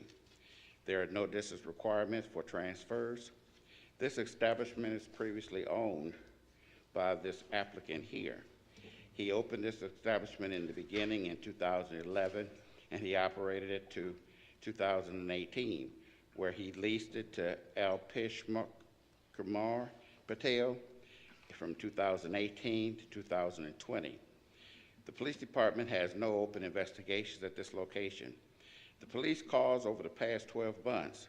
There was 1 motor vehicle theft, there was 34 building checks, there was 1 disorderly conduct, 6 false alarms, and 15 miscellaneous calls, which consist of traffic accidents along those lines. The applicant placed an article in the Albany Herald at least 10 days prior to this meeting as notification to the general public that the application would be considered for approval. The applicant and the location meet the criteria. Thank you, Mr. Norman. Mayor Pro Tem, any questions? No question. Commissioner Fuller? No questions? Commissioner Fletcher? No questions.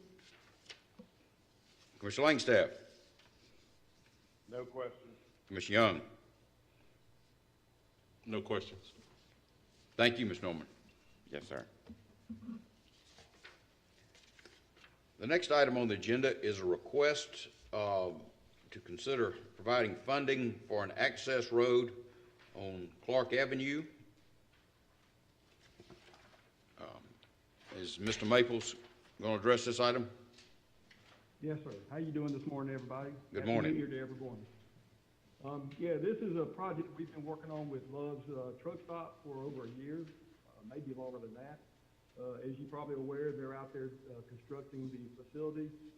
During the development of the project, we asked them to come up with a traffic control plan. We asked them to engage a transportation engineer to look at the increased impact on our existing city streets. They came back with a study. We met with the DOT. We met with the engineers. Everybody was in agreement that it was going to create an impact at the intersection of Clark Avenue and Turnerfield Road. Because it's a city right-of-way and a city road, the DOT said they could only say that if it was their road, they would recommend the addition of a right turn lane. We met with the engineers and Love's, and they agreed that it probably would be a beneficial idea, but the cost would be prohibitive for them. We discussed it with them further. The city manager asked us to go back. We went back to them and asked them if they would be willing to enter into a cost-sharing agreement. They said they would. We're asking you today to look at a 50% cost sharing for the addition of a right turn lane coming from the north to south to Clark Avenue to the intersection. One other addition is that at the time we were dealing with the review of the plans and the discussions about the right turn lane, the DOT called us and told us that they were looking at improving the traffic signal at Clark Avenue and Turnerfield Road. And we asked them if they would consider in their design of that intersection if we could get approval to incorporate the right turn movement. At this time, we developed the plans. We submitted those to the DOT. They're being reviewed. We are under the impression that they are trying to incorporate the right turn movement into their traffic signal improvement project for Turnerfield and Clark Avenue. So based on the information that's been provided, staff recommends that we enter into this cost-sharing agreement with Love's Truck Stop to add the right turn lane. As you can see, there's pros and cons. One of the main pros is that they're going to pay 50% of the cost. It will help the traffic at the intersection. The con would be at some point with the development and any future development that takes place on any undeveloped property on Turnerfield Road, it probably would be a requirement, and if it does take place and we do have to make the improvement, the total cost would have to be borne by the the city of Albany at a later time unless we go back to some future developers and ask them to participate in it. Excuse me. Thank you, Mr. Maples. One added thing is you can look at one of the paragraphs. It does have a economic impact paragraph in it that shows what the proposed developments will do for the economy in the city of Albany. So I ask you to take that into consideration. Thank you, Mr. Maples. Mayor Pro Tem, any questions for Mr. Maples? Bruce, good morning. How you do? Good morning, sir. Let me ask you a question. Looking at this site plan of the road, at the intersection of Turnerfield Road and Clark Avenue, the configuration, would the road be widened when trucks are trying to make that left turn coming east?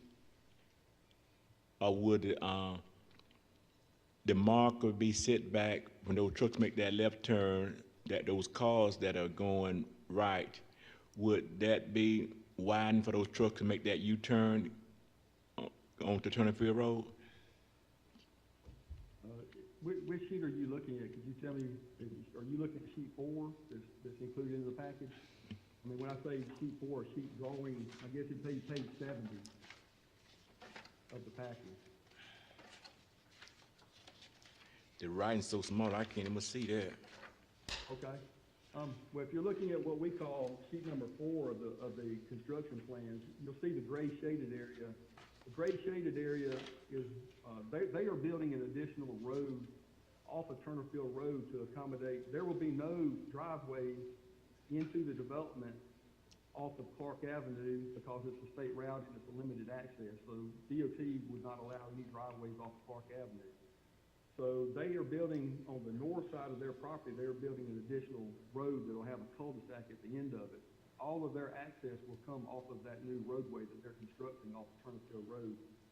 So once you come from that road, it comes down, we're adding an additional lane, additional footage to the existing Turnerfield Road to accommodate a full right turn lane all the way down Clark Avenue. So the additional pavement that you see that will be added is what's shaded in gray on what I call sheet 4 of the construction plan.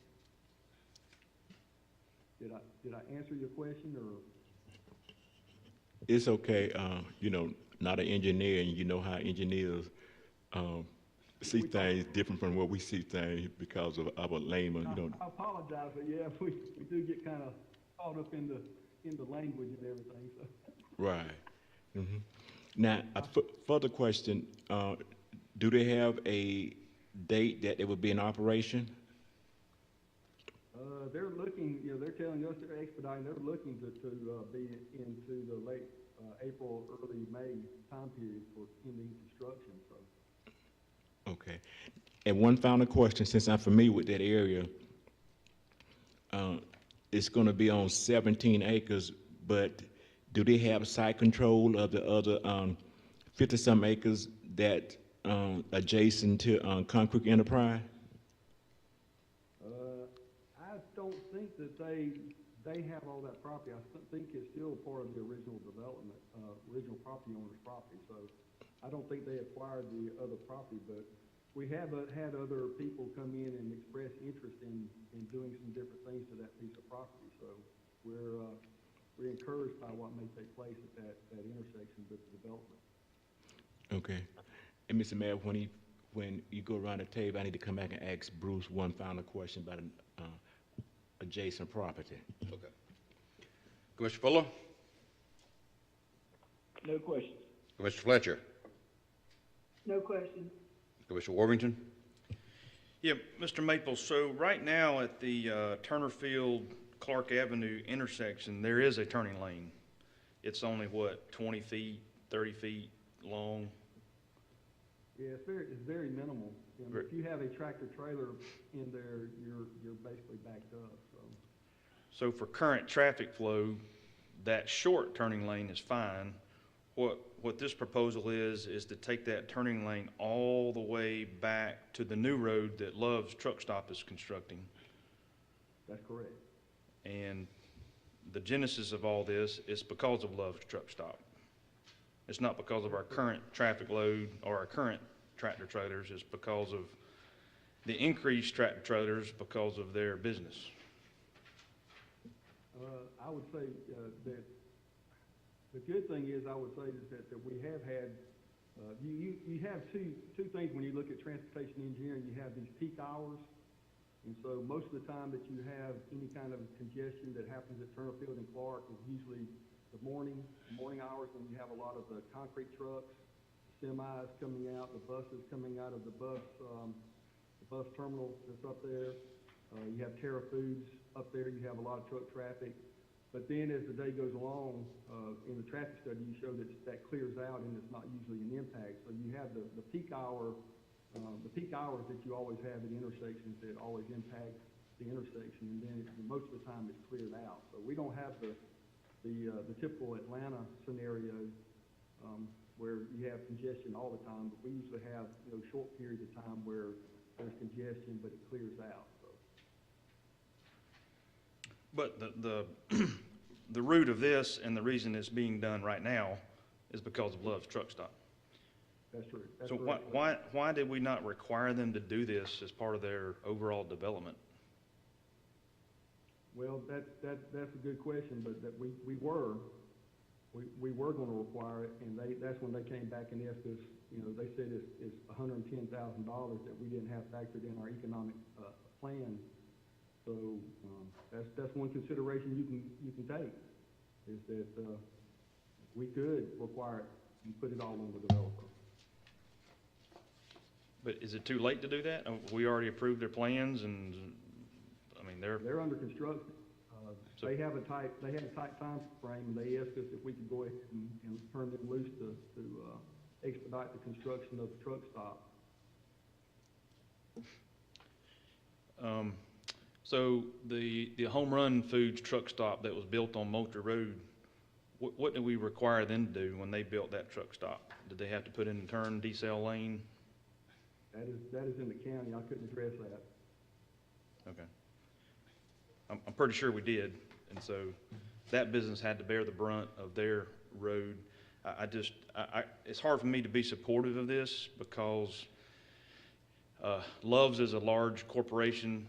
They sought us out. They sought that corner. They are building there because it's profitable for them, and if it's profitable for them, then they need to do what's right in terms of our roads and our construction and the traffic that they're putting on our roads. I believe that they ought to be the ones paying for that turning lane that's coming from the new road that they're constructing with the new tractor trailers, because the DOT won't let them exit on the main state road. They're exiting on a city road. I believe that we need to say that this is the requirement, and I wish we would have done that earlier in the process.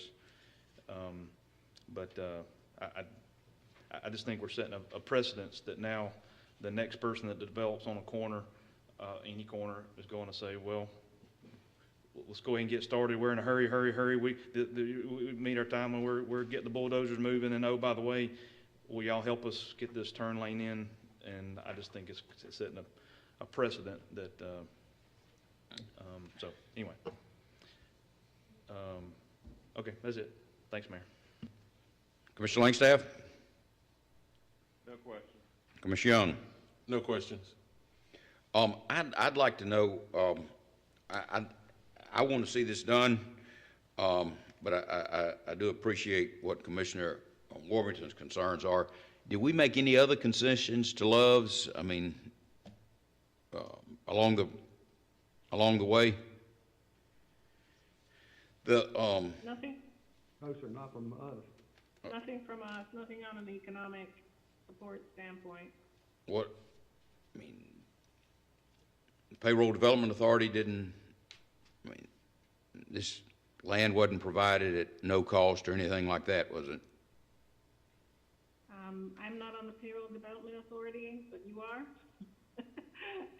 I can research it and get back to you. I'm not aware of any.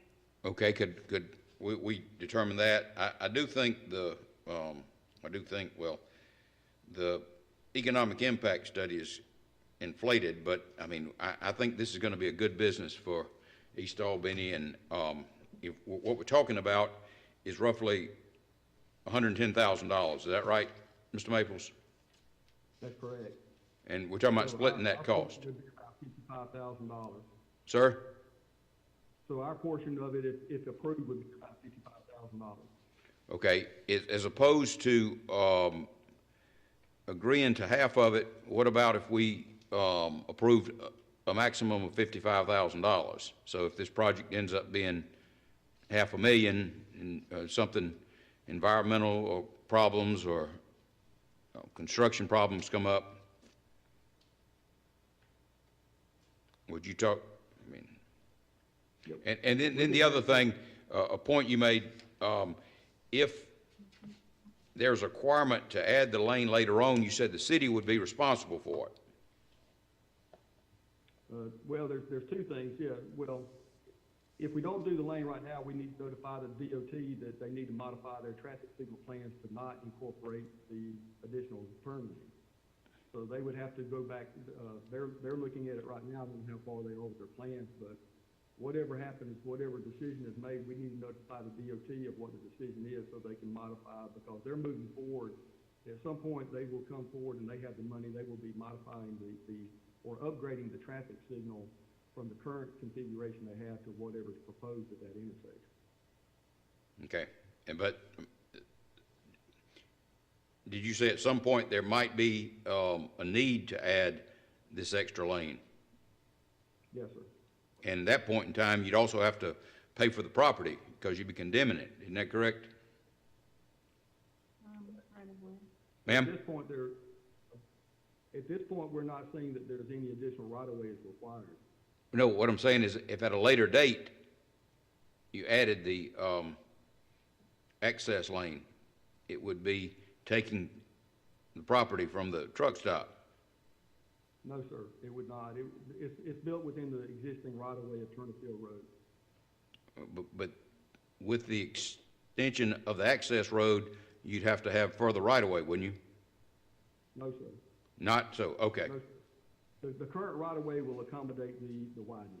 Well, I would just like to see this about whether or not any other economic incentives were provided, and also in all fairness, I can't speak for Commissioner Warmington, but if Love's is so far along in the process that the plans have been submitted to DOT, it's kind of surprising if this is a $14 million project, they can't come up with another $50,000. I want to see it happen, but there again, I do realize the peril of this is that anytime somebody has an expense involved in constructing, they're going to feel that you're justified in coming to the city to share in that expense. With that, Mayor Pro Tem, you had a question?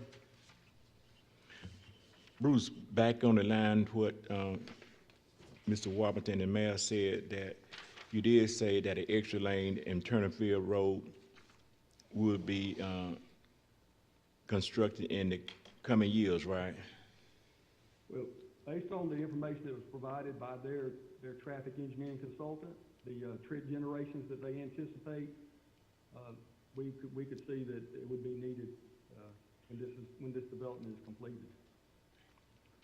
Okay, and a follow-up question of this money that the city's going to split half and half, and I will agree with the mayor and said that if they're going to invest like $14 million in this Love Truck Stop, that I'm pretty sure a corporation of that kind could just probably have $55,000 somewhere, you know, on the side of the road somewhere. So because when we talk about future land use, that you're going into a neighborhood that if it's not done correctly, it could create some problems. And that Clark and Turnerfield is a dangerous intersection when those big trucks are coming off Highway 19 and 300.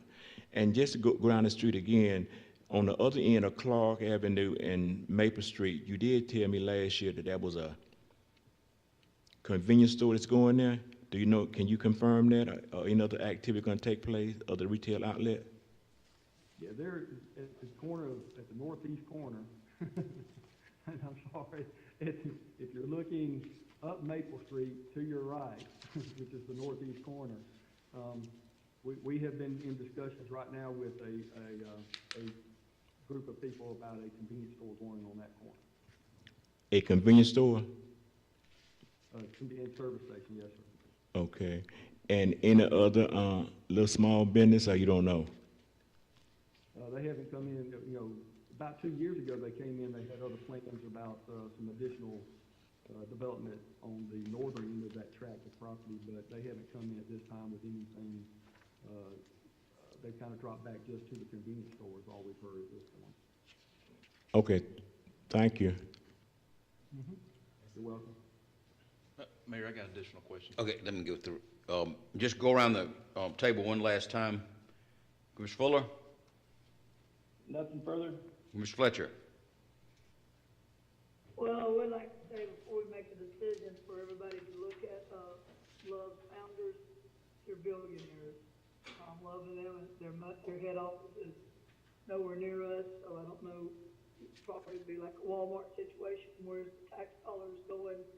And I'm not real sure where my loyalties lay on this, because I think they could afford the money a lot better than our taxpayers.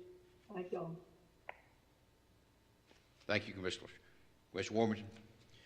Yes, Mr. Maples, so I don't know where we're at in the process with them approving drawings and approving whatever, but are we at a point as a city that we could say this is a requirement for them to fund and pay for and complete?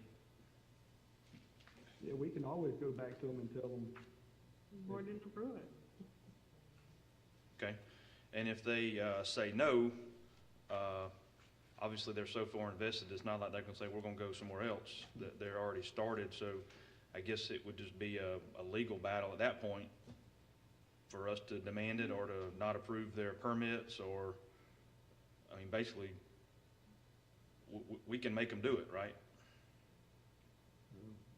We have all kind of other options about, you know, they don't have to get a CO, and, I'd hate to go to that point. I hope it wouldn't get to that point, as we've tried to work very hard to promote this development on the east side of town. So I would hope that they would come back and they would be receptive to any offer that we make to them. Okay. But we can require them to do this and us not pay for any of it because of their development and because of the increased traffic due to them. We could say this is a requirement. That's why we asked them to do the traffic study, because we knew it was going to impact our existing infrastructure, so we wanted to see what that impact would be. Okay. The other clarity I was going to ask is, so if we decide to cost share, then we would use T-Splosh. So my other concern with that is, as a citizen, when I or any citizen voted for T-Splosh, I know we had some general categories of intersection improvements and what all, but at least in my discussions, I never remember the intersection even being on the list. So even though it is a general category, we're bringing in now a new, something new that, you know, it could create some distrust with citizens that now we're not going to do a $50,000 project in South Albany, North Albany, East, West Albany. We're not going to do those projects now because we're going to do this on this side. So, you know, the whole discussion about the use of SPLOST funds and not taking $50,000 from somewhere else, you know, to do this is the other concern I have when it's not something that we planned when we had the referendum and voted on it and promoted it and, you know, talked to the community about it. So that's it. Thanks, Mayor. Commissioner Langstaff? No questions. Commissioner Young? No questions. Thank you, Mr. Maples. The next item, City Manager's update. Could I speak a little bit to the last item? Yes, ma'am.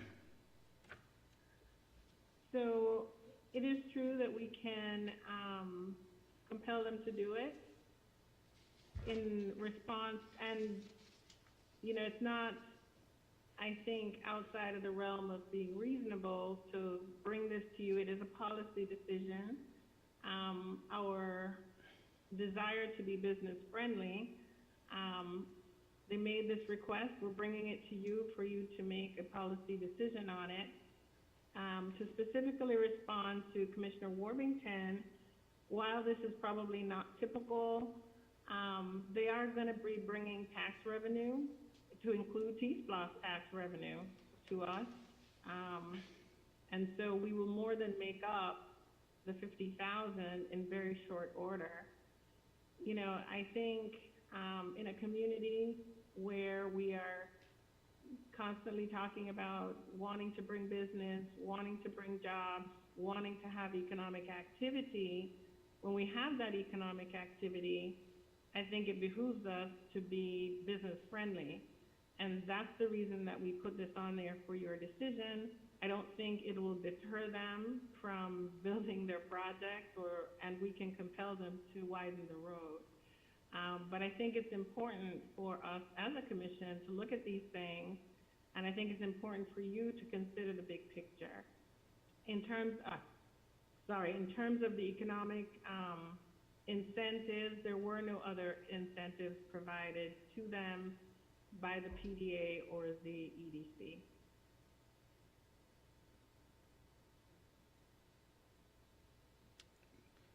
And In terms of my report, the COVID-19 numbers are rising among city staff, and we are evaluating that closely.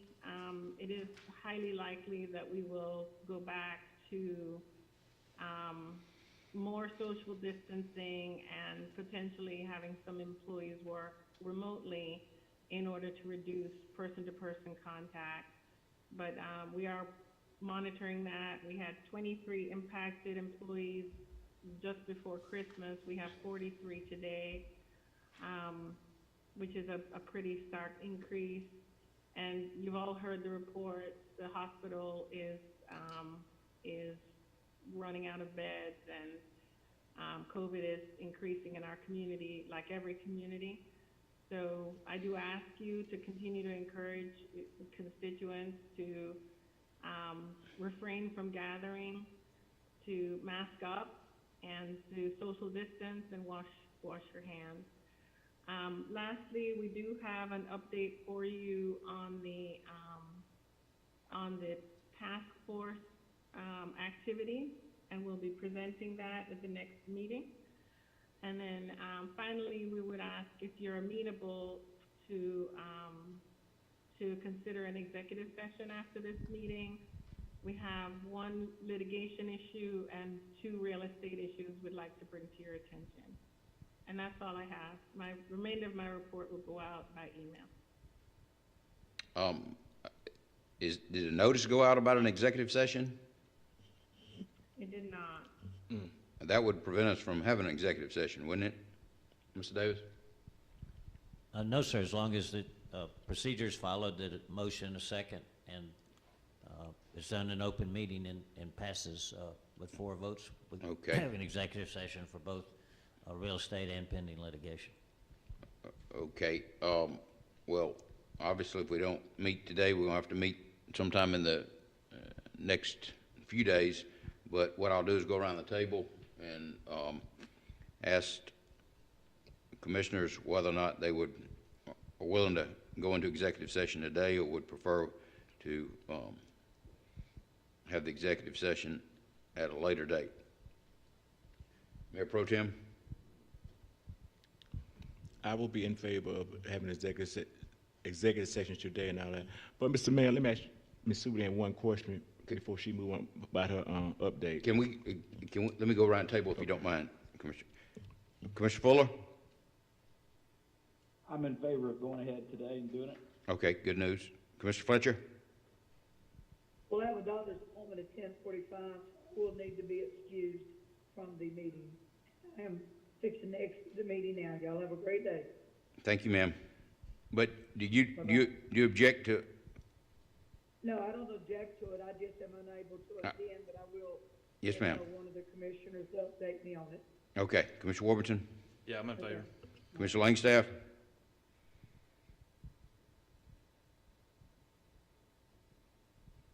Commissioner Langstaff? Today, yes. Okay, Commissioner Young? I'm good with it. Okay, as I'm agreeable, it's unanimous. Okay, I'm sorry. Question for the city. You were finished, weren't you, Ms. Subadan? Yes, sir. Okay, questions for Ms. Subadan? Mayor Pro Tem. Ms. Superintendent, last your question. I was informed that, is it true that in the recreation that we are going to have summer youth basketball start in the case of this spike of coronavirus? It already started, and so we are evaluating it.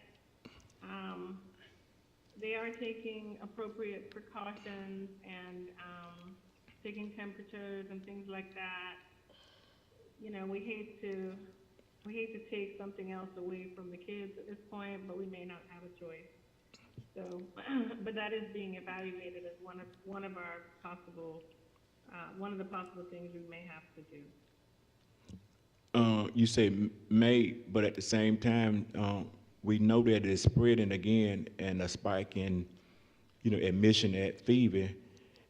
Is it something that you probably just need to think about this week? And if it means that if for life not to be lost, I would like to see it be not continued because of health issues, in the community. And Mr. Mayor, would you be having another public health meeting this coming Friday? No, it will be the Friday following. The following Yes. Friday. Well, since the CEO of FEMA have said it, what can we do to, I say during this meeting that we need to do something, tell them what we may have to go back doing to try to get this virus from spreading back in our community again. Probably do some public service announcement or news conference, say that we need to retract some things and social distance and work from home. Thank you, Mayor Pro Tem. Commissioner Fuller? Any questions for the No, sir. city manager? Nothing at this time. Commissioner Fletcher? Okay, Commissioner Warburton? Yeah, one future agenda item is, Wait. I'm coming around again for that. oh, this is for, just for the Yes, city ma'am. manager? Yes, sir. Okay, nothing. Okay. Commissioner Langstaff? Nothing further. Commissioner Young, any questions for the city manager? No, sir. Ms. Superintendent, following up on the GMA notice that came out yesterday, first, I would, just in my position, whatever influence I might have, I think churches need to seriously consider going back to remote services for the foreseeable future. But we also had that notice, Ms. Subadan, from the GMA, reminding us of the governor's executive order. And there are provisions in there that we have not been enforcing, and quite frankly, I think it escaped my mind. Bars are only supposed to be at what, 50% capacity? I believe of their fire, whatever their fire code. I understand capacity. that is difficult to enforce, but we are all aware of bars, particularly over the holidays, that were at capacity. At the same time, our numbers were spiking. I think I recognize the police department is overworked, but we need to address that. Also with the health department, in the first few weeks, they were requiring that restaurants maintain a certain separation of tables, and I've noticed that restaurants are neglecting to comply with that provision of the executive order. And it was stated in the GMA notice that came out yesterday, these are, by virtue of being provisions in the executive order, these are state laws. And I think we have an obligation, this isn't something discretionary, we have an obligation to enforce this, particularly in view of what's happened in recent weeks. And I would call upon the police department and to what extent the EOC is involved with other, with the sheriff's office. And, you know, I mean, Mr. Superintendent, originally there were compliance checks and these things with law enforcement. And I think when the numbers went down, we discontinued those compliance checks, and clearly we need to enforce these provisions of the executive order in view of what's happened. Okay, next, Yes, sir. next items for future agenda or other matters.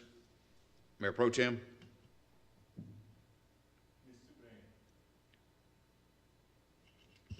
Mr. Superintendent, Yes, sir. let me ask you a question. And since we're seeing the numbers going up again and spiking,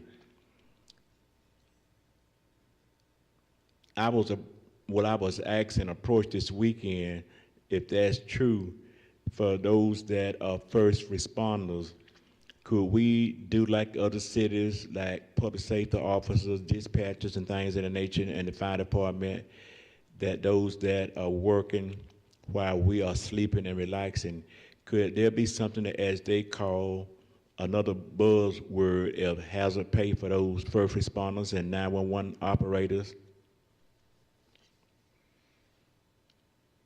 We can research it. We don't have any provision in our current policies for that, but we can research it and bring some options back to the board. Okay, thank you. Commissioner Fuller. Nothing at this time. Commissioner Warmington. Yeah, I had a future agenda item. This kind of goes back to a past agenda item about the Albany Humane Society. Chief Pursley, are you on the line?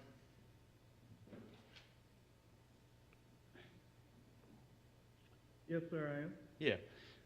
So I was either through social media or some news source, I was understanding the Humane Society has closed again, maybe the first week of December. So they haven't been having any intake of animals since the first week of December, is what I understand. But have they been closed? Are they still closed? What are animal control? What's going on in that realm right now? Toward the end of December, they were closed for, I want to say there was some type of outbreak they had, but what we did, we made other arrangements for any kind of emergency issues with animals, that we were able to work with Lee County animal shelter to house any animals. I will have to get back to you on an update. I don't have one at this time on their current status. Okay. I guess my future agenda item is, I don't know what our options are going forward. We tabled the contract months ago because we weren't comfortable with the contract. We weren't comfortable with the increase.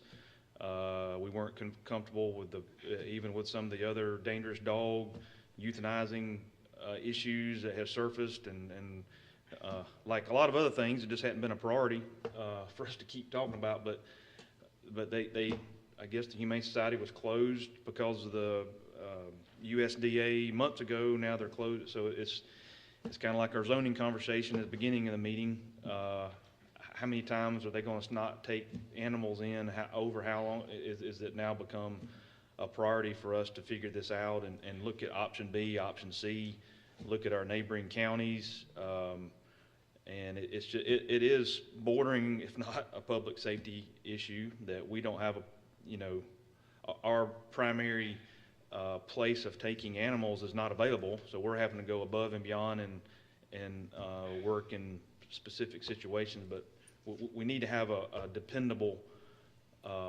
place to take stray animals, dangerous animals, and also having a place that abides by our direction in terms of what to do with those animals. And I think we're just lacking in that area. So,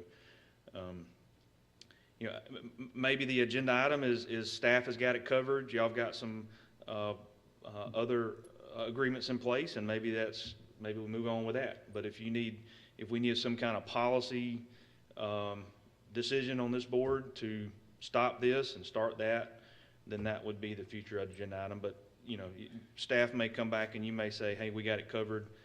We've got 10 other things on our plate and we're good. It's not a public safety issue. Or maybe if you want to communicate that now and we'll put a pin in it and go another few months. But it just continues to happen, and all indications are it's going to continue to happen, and we're going to be right back in another month or two, still struggling with what do we do with our stray animals in our community. So I don't know if you want to address that now, or we can take it up next meeting or a future meeting, but that's my concern.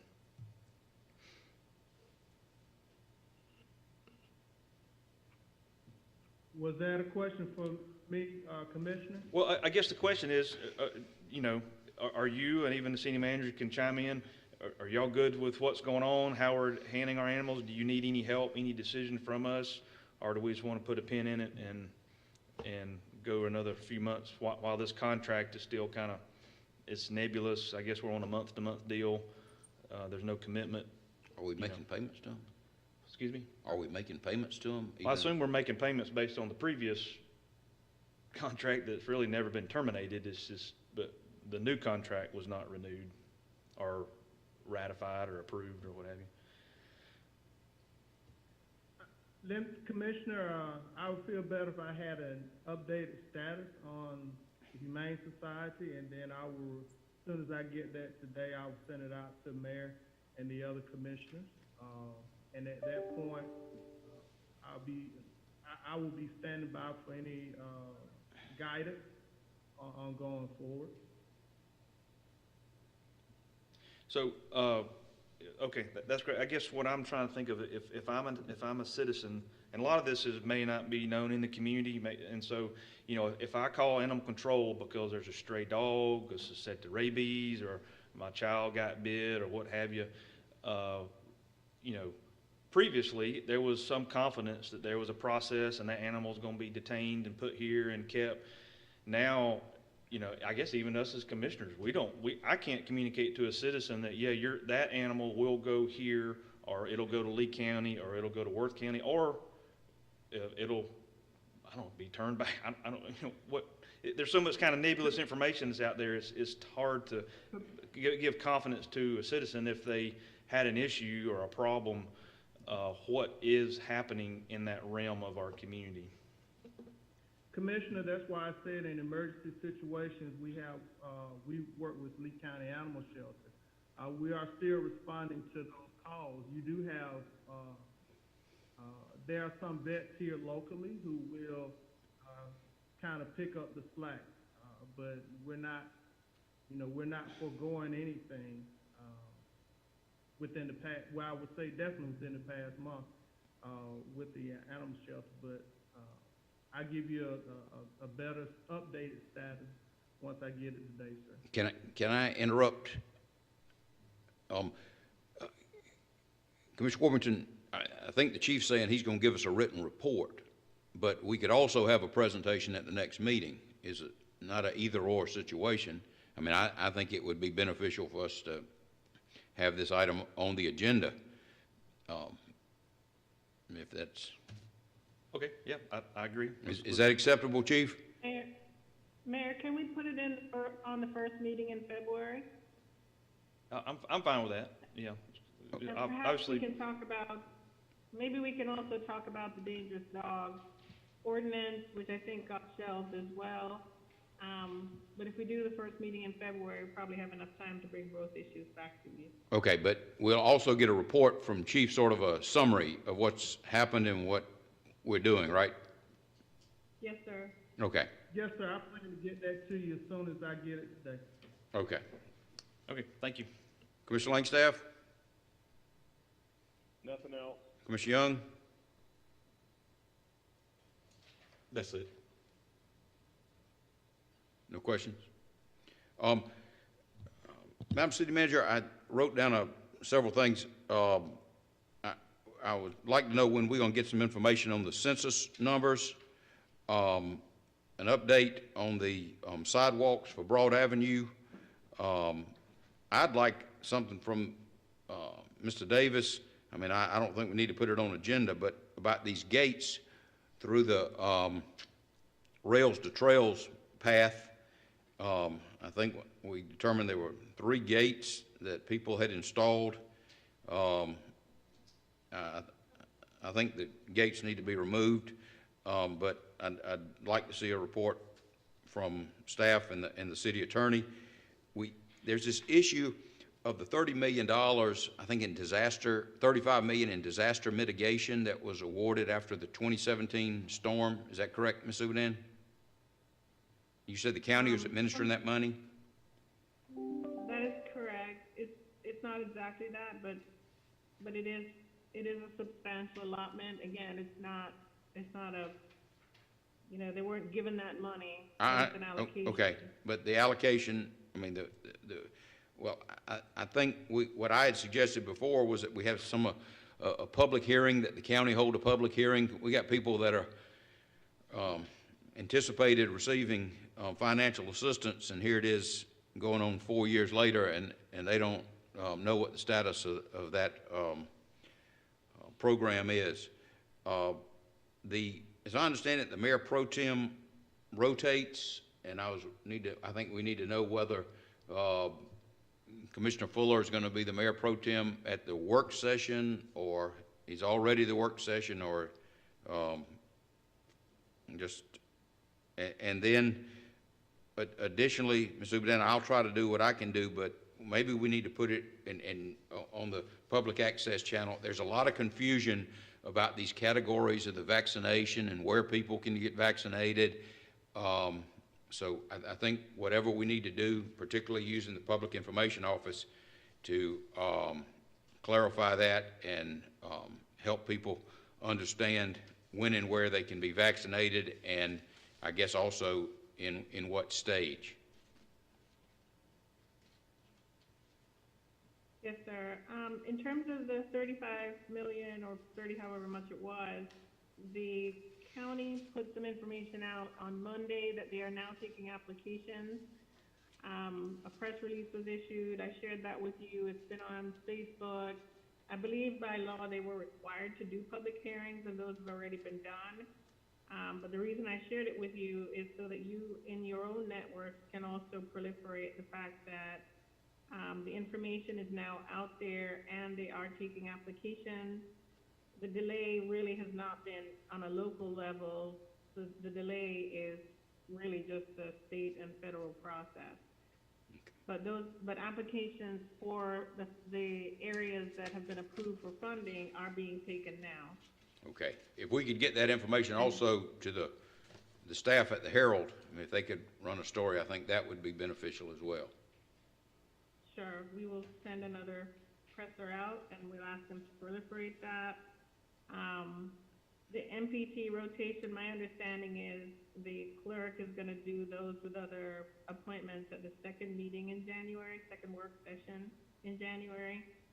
And on the vaccines, we will certainly do our best. I think there's confusion pretty much across the board. So we'll do our best with the information that we have received. I will say that it is my understanding that Tier 1A has been expanded to include police and fire and citizens over 65.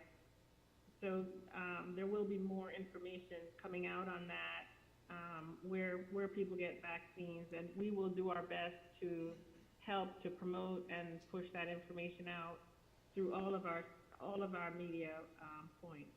Okay. Thank you, ma'am. Okay, with that, the meeting is adjourned, and the chair would entertain a motion to enter into executive session. Yep, Mayor, I'll make a motion to go to executive session for real estate and pending litigation. Is there a second? Second.